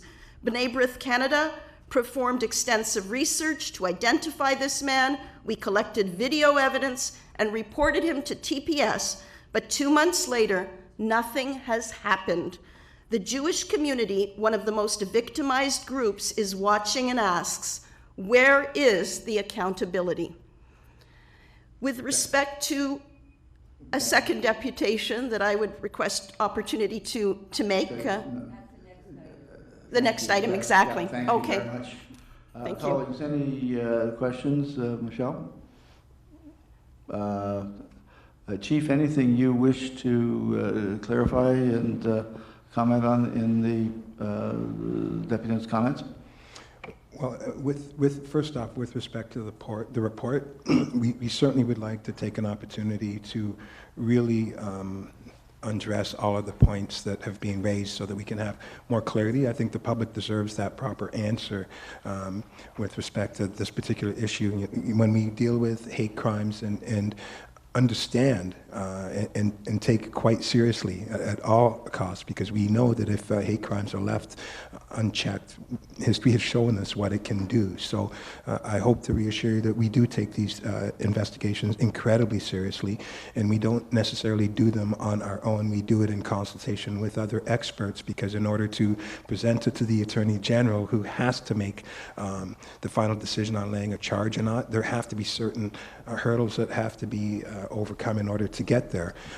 It is complex in nature, and I certainly look forward to making sure that there is a fulsome report that will outline exactly all the steps that we do take with promoting, which is different than the actual hate crimes. The hate crimes are a lot clearer for us to create the grounds for that apprehension. But when it comes to promoting, distributing, and all those other factors, there's so many nuances to it. And right now, those that are involved in promoting, there seems to be a culture of just taking it to the nuance, knowing what line not to cross to make it become an unlawful act.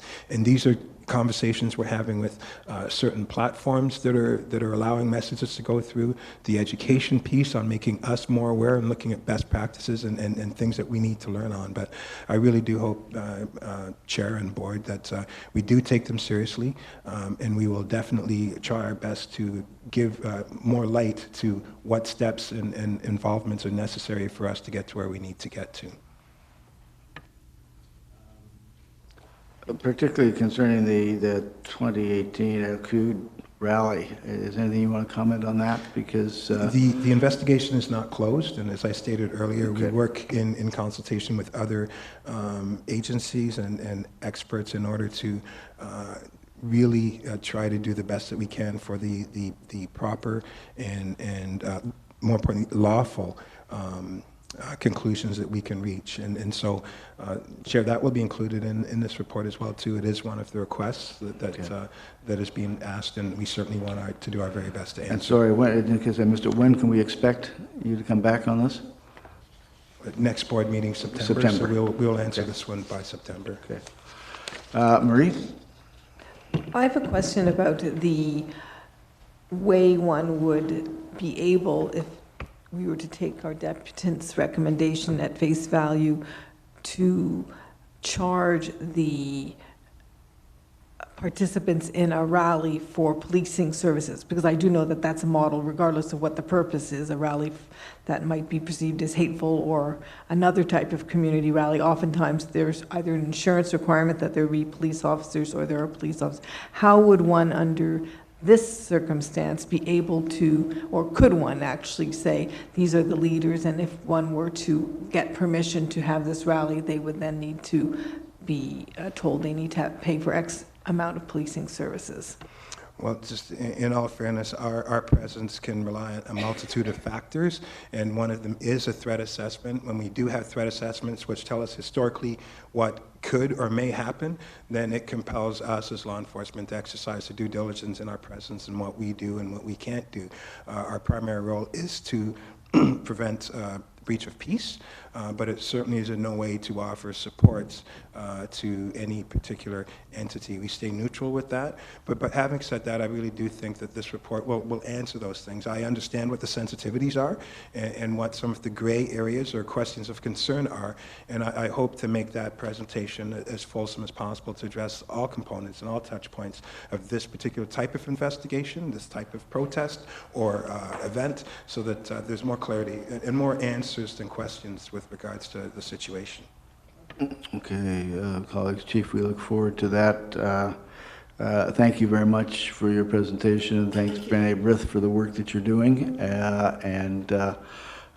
Thank you also for providing us with a written deputation as well as your oral one. We really appreciate it. You're most welcome. Thank you. Thank you. Thank you for hearing me. Colleagues, any further questions on this? If not, we need a motion to accept or receive, to approve. Francis, you? Yes, I'll move the recommendation. Okay. That the chief report back on the matters at our next board meeting, and then forward a copy of the report to the executive committee. Right. Seconded by Marie. Ken? Marie? Who? Marie, thank you. All in favor? Any contrary? That's carried. Thank you. That next one brings us to item number 8, which we have a number of deputations, including Councillor Mike Cole. And I just note that in addition to Councillor Cole being here himself, for which we appreciate, we've received quite a number of letters and emails in support to go along with his deputation. So, Mike, you're the first deputation. Thank you for being here. You've heard the rules several times, 5 minutes, and we appreciate you taking the time to join us. Yeah. Thank you very much, Chair. With me I have Avital Borovsky, who's representing Simon Wiesenthal. Avi Bonanola was unable to be here, and his able communications director is here with me on this matter. Okay, and she'll just read a brief letter in a minute. Anyways, thank you for being here. This is deja vu all over again. The last time I was here, it was actually with Chief Boothby and Mayor Lastman when we initiated the red light camera campaign. So that's where the red light camera campaign was. The Toronto Police Services supported it, and we started a safety initiative that went right across Canada out of this very room here. So when somebody mentioned about technology, it started right here. And Francis, I think you were involved in that too, as was Jack Layton. Anyways, listen, I won't diverge into red light camera. You're cutting into your own time here, guys. Yeah, I know. I'm here about a very critical issue, and I've got written copies of my presentation. Over the last 6 months, since I became the city councillor, we've been dealing with an initiative called the Better Bathurst Street. And we're trying to basically rehabilitate, make Bathurst safer for pedestrians, cyclists, people in strollers, wheelchairs. And out of that came a request that was repeated over and over again by members of the Bathurst Street community, and especially representatives from the synagogues. I represent a ward that probably has the largest concentration of Jewish places of worship and education in the country. Right on the Bathurst Street corridor, proudly represent that area. So the issue that came up over and over again is, as you're improving Bathurst Street, we're very concerned about what's happening in Pittsburgh, California. We saw, they even mentioned what happened in the mosque in Quebec City. So they are feeling very vulnerable, given what could happen, because it is one of the most heavily used pedestrian streets in Toronto too, because on Shabbos, on the Sabbath, they walk with their families, young and old, and they congregate sometimes outside the shul. And so they've asked the city and they've asked me to try and find ways of ensuring that they will be protected against the tragic, hateful events that are happening in other jurisdictions. And I've been dealing with, I guess, Superintendent Noreen on this too, and meritorious. And so out of this came a motion to Toronto City Council where we've said, listen, this problem has no boundaries. The City of Toronto is one jurisdiction, but these platforms, websites that encourage the type of hateful behavior are international and national in scope. So what we need is hopefully a cooperative effort in a more formal way between Toronto Police Services, the Ontario Police, Provincial Police, and the RCMP to share information and to initiate best practices of how to protect places of worship. They're already doing that in the United States, where even the federal government, the states, pays for security guards at places of religious worship. So I'm just trying to get your help in initiating this proactive approach to protecting people, no matter what religion, when they worship, they should not fear of some kind of hateful attack on their place of worship or their family. So, and I'll just give it for a quick minute. Sure. Unfortunately, you've got just 1 minute only. Okay, Thank you. I'll be quick. Thank you. So unfortunately, Avi Benlolo, our president and CEO, couldn't be here today. So he wrote a letter, and I'll just read it on his behalf. On behalf of Friends of Simon Wiesenthal Center, I would like to express my support for the establishment of a worship security task force to examine current issues when it comes to safety and security in places of worship and help establish a plan to ensure people of all religions in Toronto can attend their places of worship without fear. Recent incidents, such as the shooting at the Tree of Life Synagogue in Pittsburgh, the shooting at the Chabad of Poway Synagogue, and a drive-by shooting outside a synagogue in Miami earlier this week, has left the Jewish community in Toronto and throughout the country more concerned for their safety than ever before. A Statistics Canada police reported hate crimes report released last week shows that the Jewish community remains the most targeted by hate crimes, revealing the urgent need for governments and police to support initiatives intended to counter anti-Semitism and hate and ensure safety in places of worship. I would be happy to offer my support and assistance in any way you see fit. Thank you very much. We appreciate it. And if you've got a written copy of that, if you could have that, would be fabulous. Thank you. Colleagues, questions of either councillor, or if not, sorry, Francis. To Michael, so you're asking the board to examine the possibility of creating a working group. That's what your request is today. And the city and your motion that went through city council. So we just, I can't recall what happened to your motion. We adopted it. Yeah, the motion. And where did it go? It is directed it to go here before the Police Services Board for them to essentially report further on it to Toronto Executive Committee. And then report back to Executive Committee. So you want city staff as well on this a working group? Well, essentially whatever would be appropriate, but the main thing is I'm trying to create a permanent liaison committee between the RCMP, the OPP, and Toronto Police Service to deal with these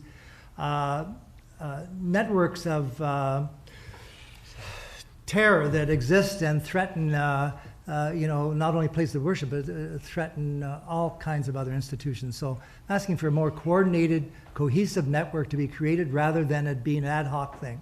It should be an ongoing, regular meeting dealing with how to prevent and protect these crimes of impacting places of worship.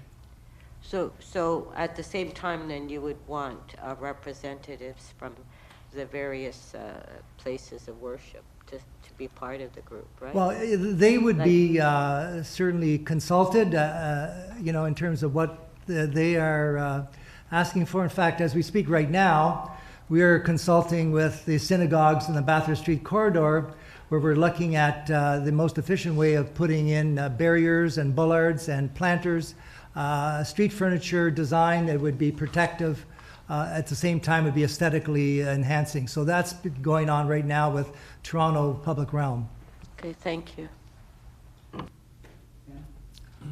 Would there be any, in your mind, would there be any consideration for the prevention or education around, hate groups that are of course bent on disrupting and attacking places of worship?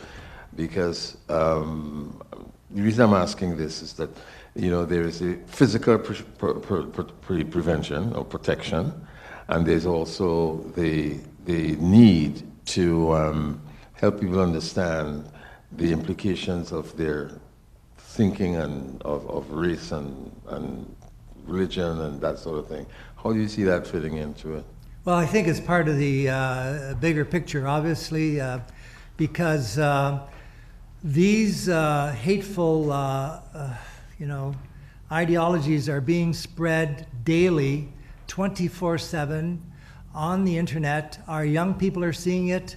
People that don't know any better are being exposed to it. It is creating a lot of, let's say,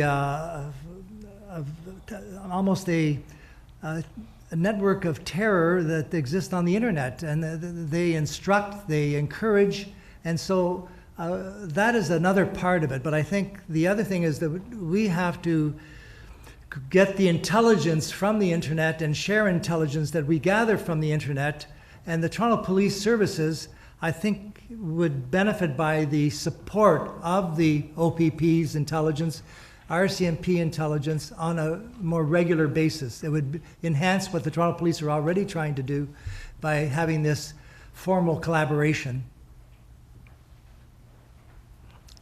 Chief Saunders? I mean, first off, thank you so much for your words of wisdom, and also to help make us better at what we try to do. And the message here, I see there's some really good points, and you're right, in today's climate, there is an increase of that narrative that's going on, and if it goes unchecked, then it'll only get worse. But I just want to reassure that at this present time, we do have a very strong relationship, not just locally, but provincially as well as nationally, and I'll go one step further, internationally. So we do share intelligence, we do share strategies, we do continuously look for best practices, and we do provide resources. Speaking specific to the hate crime and our members that are trained in it, and our specialists that work out of intelligence that do their yearly report, one of the key and critical pieces that we're looking for as well is the public awareness piece and the education piece. Where we can and can't share information gets a little bit gray because of having the top secret clearance that we have, and who can have and who cannot have information. But there certainly is an opportunity to have a public-private sector piece where we can have that best learned practices that we can impart on others, because obviously the more information and the more collectiveness we have, the better the opportunities for success in what we're trying to endeavor. Yeah, thank you for that, Chief. And I should add, the other heavy burden here is that schools and mosques and churches are now asked to fundraise, and they are charging fees to their congregation to pay for security.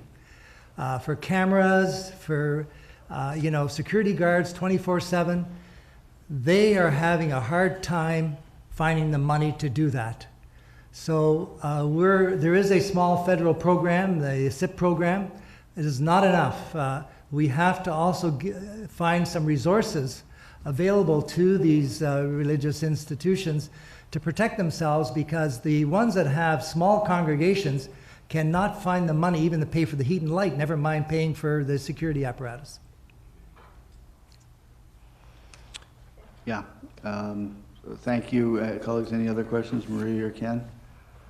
Again, thank you both for being here, and Councillor Cole, thank you for you've got a number of Chairman, messages to Pringle, us. We really appreciate it. Thank you. And I just want to add, we had a hate incident about 5 months ago at Bathurst and Lawrence, and I want to say the men and women from 13 Division responded quickly, very sensitively, and made an arrest, and did great work with Rabbi Wagner at Yeshiva Lubavitch, and I just want to commend them for the way they handled that very sensitive issue earlier on this year. Thank you. Thank you very much, both, for being here. The next deputant is Ms. Schlesinger again, please.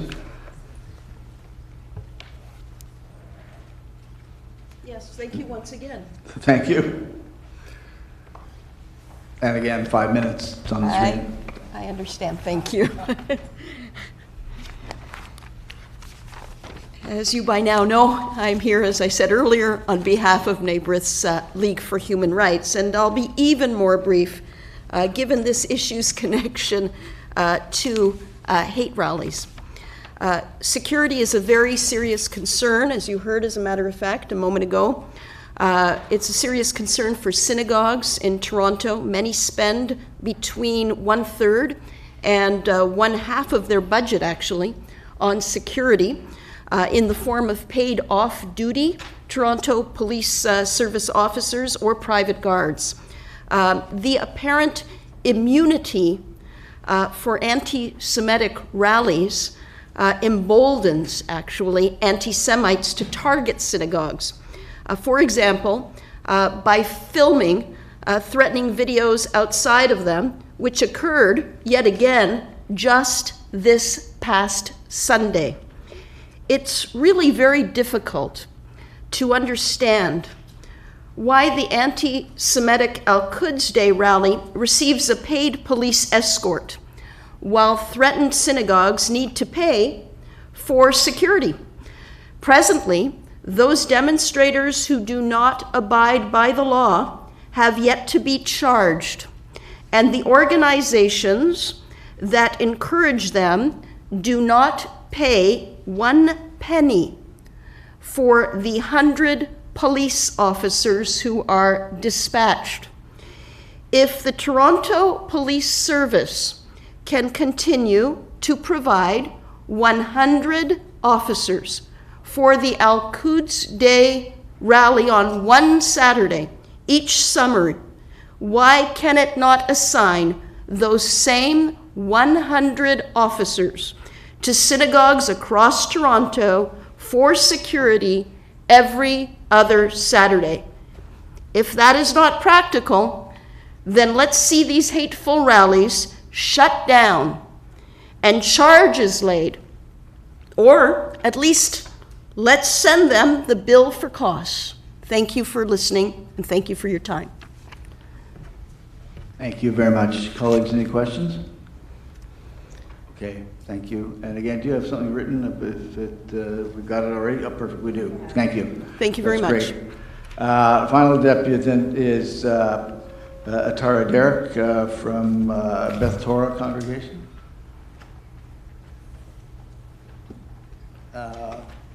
Okay, I don't see anybody here from that. Was there a written deputation of that or not? It was an email, so I'll put that. Yep, thank you. Colleagues, are there any further discussion? Chief Saunders, anything you want to say further on this? If not, it's a very important issue, and I think any other discussion, colleagues? If not, a motion to approve. Councillor Nunziata, seconded Mr. Jeffers. All in favor? Any contrary? Okay, that's carried. Thank you, unanimously. And then 14 is one deputation. This is the 2018 annual report of the Toronto Transit Commission Special Constables. Derek Moran. Derek, you got 5 minutes. Bracken versus Town of Fort Erie, 2017. Court of Appeal for Ontario said, democracy depends upon the free and open debate of public issues and the freedom to criticize the rich, the powerful, and those who exercise power and authority in our society. Debate on matters of public interest will often be heated, and criticism will often carry a sting, and yet open discussion is the lifeblood of our democracy. Now, this has nothing to do with this item. I just want to say I object on the record to Councillor Nunziata implying that I was disrupting this meeting. But I'm sorry. Derek, we are going to please. run this play until you guys get it right. If she doesn't understand, she took an oath to hold the Constitution. which Mr. guarantees Moran, our freedom would of you please expression, stick to then the- she'll never learn that, and she has to Mr. resign. Moran, that is not appropriate. Oh, I don't Please- care. Well, if you don't care, Uphold we'll the ask you to Constitution that you took an oath to uphold, then we wouldn't have these problems. We're not prepared to live by your interpretations of that. Now, listen, Oh. either address the issue. So reading off Court of Appeal either for ad- Ontario case law is my interpretation. Either address the really? issue, please, or we'll have to adjourn again. Unbelievable. So you have guys will uphold our you've got oath. 3.5 minutes. You guys will uphold our oath, which Mr. guarantees Moran, our do you freedom of want to expression, address this issue or do or you you not? will resign. Do you want to address this issue or do you not? You have 3 minutes and 20 seconds. You're not qualified to ask me questions. If I can't, if you tell us we can't ask you questions, you can't ask us. Okay, you have 3 So minutes. regarding special constables, I just want to make it crystal clear, don't forget that oath you took. Well, it's something we just took to get the job, I know. So recently, at Fairview Mall Station, I had a recent interaction with a special constable. A red vest lady handed me a transfer as I was going through the gate, which I initially thought was nice of her. Then she proceeded to school me that next time I have to get my own and pointed towards the red transfer boxes. Towards the end, she told me that she was just giving me instructions, a public servant giving me instructions. That's great. What really got me about all this was how in the middle of her speaking to me, she told me that if I didn't have a transfer, then if I were to be stopped by a transit enforcement officer, that I could be charged. Oh, really? So this was the response I finally get. Took about 2 weeks, I think, to finally get a response. Good morning, Derek. My name is Sergeant Marcon, Special Constable number 30092 with the Transit Enforcement Unit.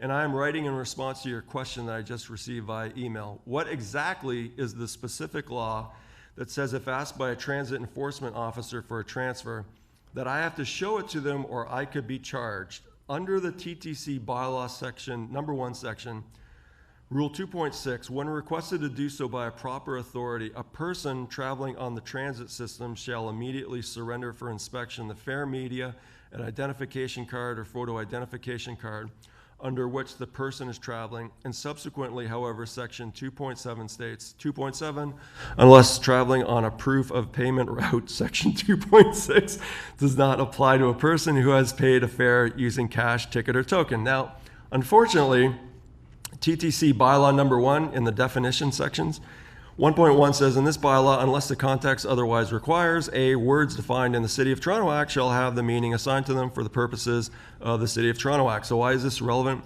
Because there is actually no definition for what a bylaw is in the TTC's bylaw section number 1. However, and I've been meaning to get around for this past couple months, I want to sincerely thank Chief Saunders here, because he signed a report a couple months ago, back in May, said there's an asterisk there, the original signature could be found on file. The Toronto Police actually, once and for all, someone in the government, gives a great definition for what a bylaw is. And it says, number 2 here, applicability.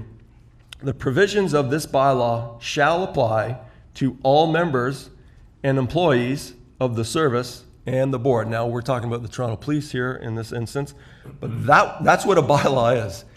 They are rules of a corporation or organization for their own internal governance.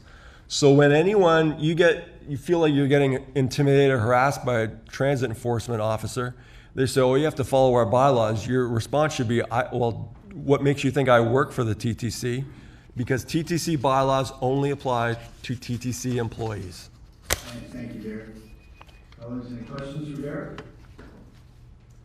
Okay, Derek, thank you. Uphold your oath or resign. Thank you, Derek. You're welcome.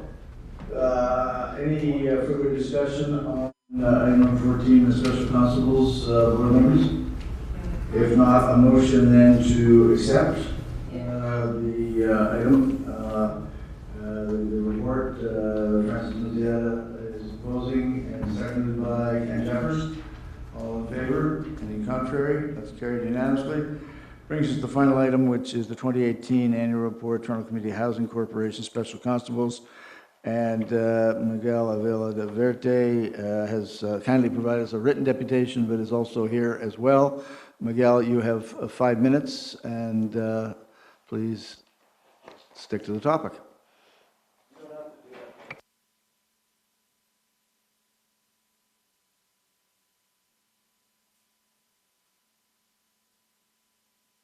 Mr. Pringle, I just want to join on the voices of protest of Chris and Derek that we resent that you're here today as the chair of this board. On July 18, Councilor Michael Thompson and several other councilors, including Councilor Nanciera, as present as the speaker of the City Council, heard the report of the Toronto Ombudsman. Her report was in regards to the investigation that the TTC constables did among themselves, as always, investigating themselves, but we had to have a third party to analyze such investigation. So the Ombudsman made several recommendations in the way the investigation was handled, and this was aired in the news in February 2019, and there's members of the media, they remember the day when a young man was stopped and physically attacked by fair inspectors. This board, this police services, certifies annually members of the Toronto Transit Enforcement Officers, and this board also certified members of the Toronto Community Safety Unit officers. On July 19, the following day, we have a TCAC board meeting, and I brought this matter to attention of the board because the day before at City Council and the report of the Ombudsman, the city was discussing, I think, EC 61.3, which talks about the anti-Black racism unit, and this is not part of the consultation with TCAC Community Safety Unit officers. It's not part of the training at this current moment. So why don't we just become more efficient? And we asked the TCAC unit commander, William Anderson, who is on vacation. He will be back in August. So perhaps it's this new anti-Black plan by the City of Toronto can be incorporated. You heard today mothers of Somali children talking to this board. And I was going through the recommendations, which they call it the Deputation Mending in the Sky, a crack in the sky. One of these recommendations talks about creating a scorecard training with Toronto Police Services. So that model should, I think, in my opinion, as a resident of TCAC, with many thousands of Black Canadians living in TCAC from Somalia, Ethiopia, Eritrea, so many countries from the Middle East. I think that scoring card should be part of the conversation with TCAC transit officers, TTC, and TCAC Community Safety Unit as well. So that is my recommendation to apply this in addition to the anti-Black racism plan by the City of Toronto, approved last month. Miguel, thank you. I mean, this month. It's a good comment. I think that, Ken, on the, because you heard the, first of all, I agree that it was a great presentation by the Somali mothers and their recommendations. We encompass that by embracing, in Ken's recommendation, the ability to work over the next, in the immediate future, in effect, with that group and not only that group, but also the Mental Health Advisory Panel and the Anti-Race Advisory Panel to make sure that we're working in conjunction with them to embrace stuff. I took their comment about a scorecard, and Ken, maybe you can clarify this, as we have an existing scorecard that's come out of the Transformational Task Force. It's that you're talking about them working together with us on, correct? So that's, they're not inventing their own. They want to, in effect, work with us on that and make it more relevant, so we welcome that opportunity. But colleagues, any other questions for Miguel? If not, thank you for your deputation and record time. Oh my God, thank you. Colleagues, is there any further discussion on this? Any? Okay. Any? Then I need an approval for this. Is it receive? A motion to receive item number 15, the County Community Health Special Constable's report. Ms. Muller, seconded. Councilor Nunziata. All in favor? Any contrary? That's carried. The next meeting is September. There is no board meeting in August, as you'll recall. And it is back here. That's back here at police headquarters. And what's the date?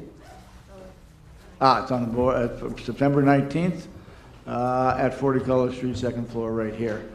So again, thank you everybody for attending, and we'll see you in 2 months' time. May I have a motion to adjourn?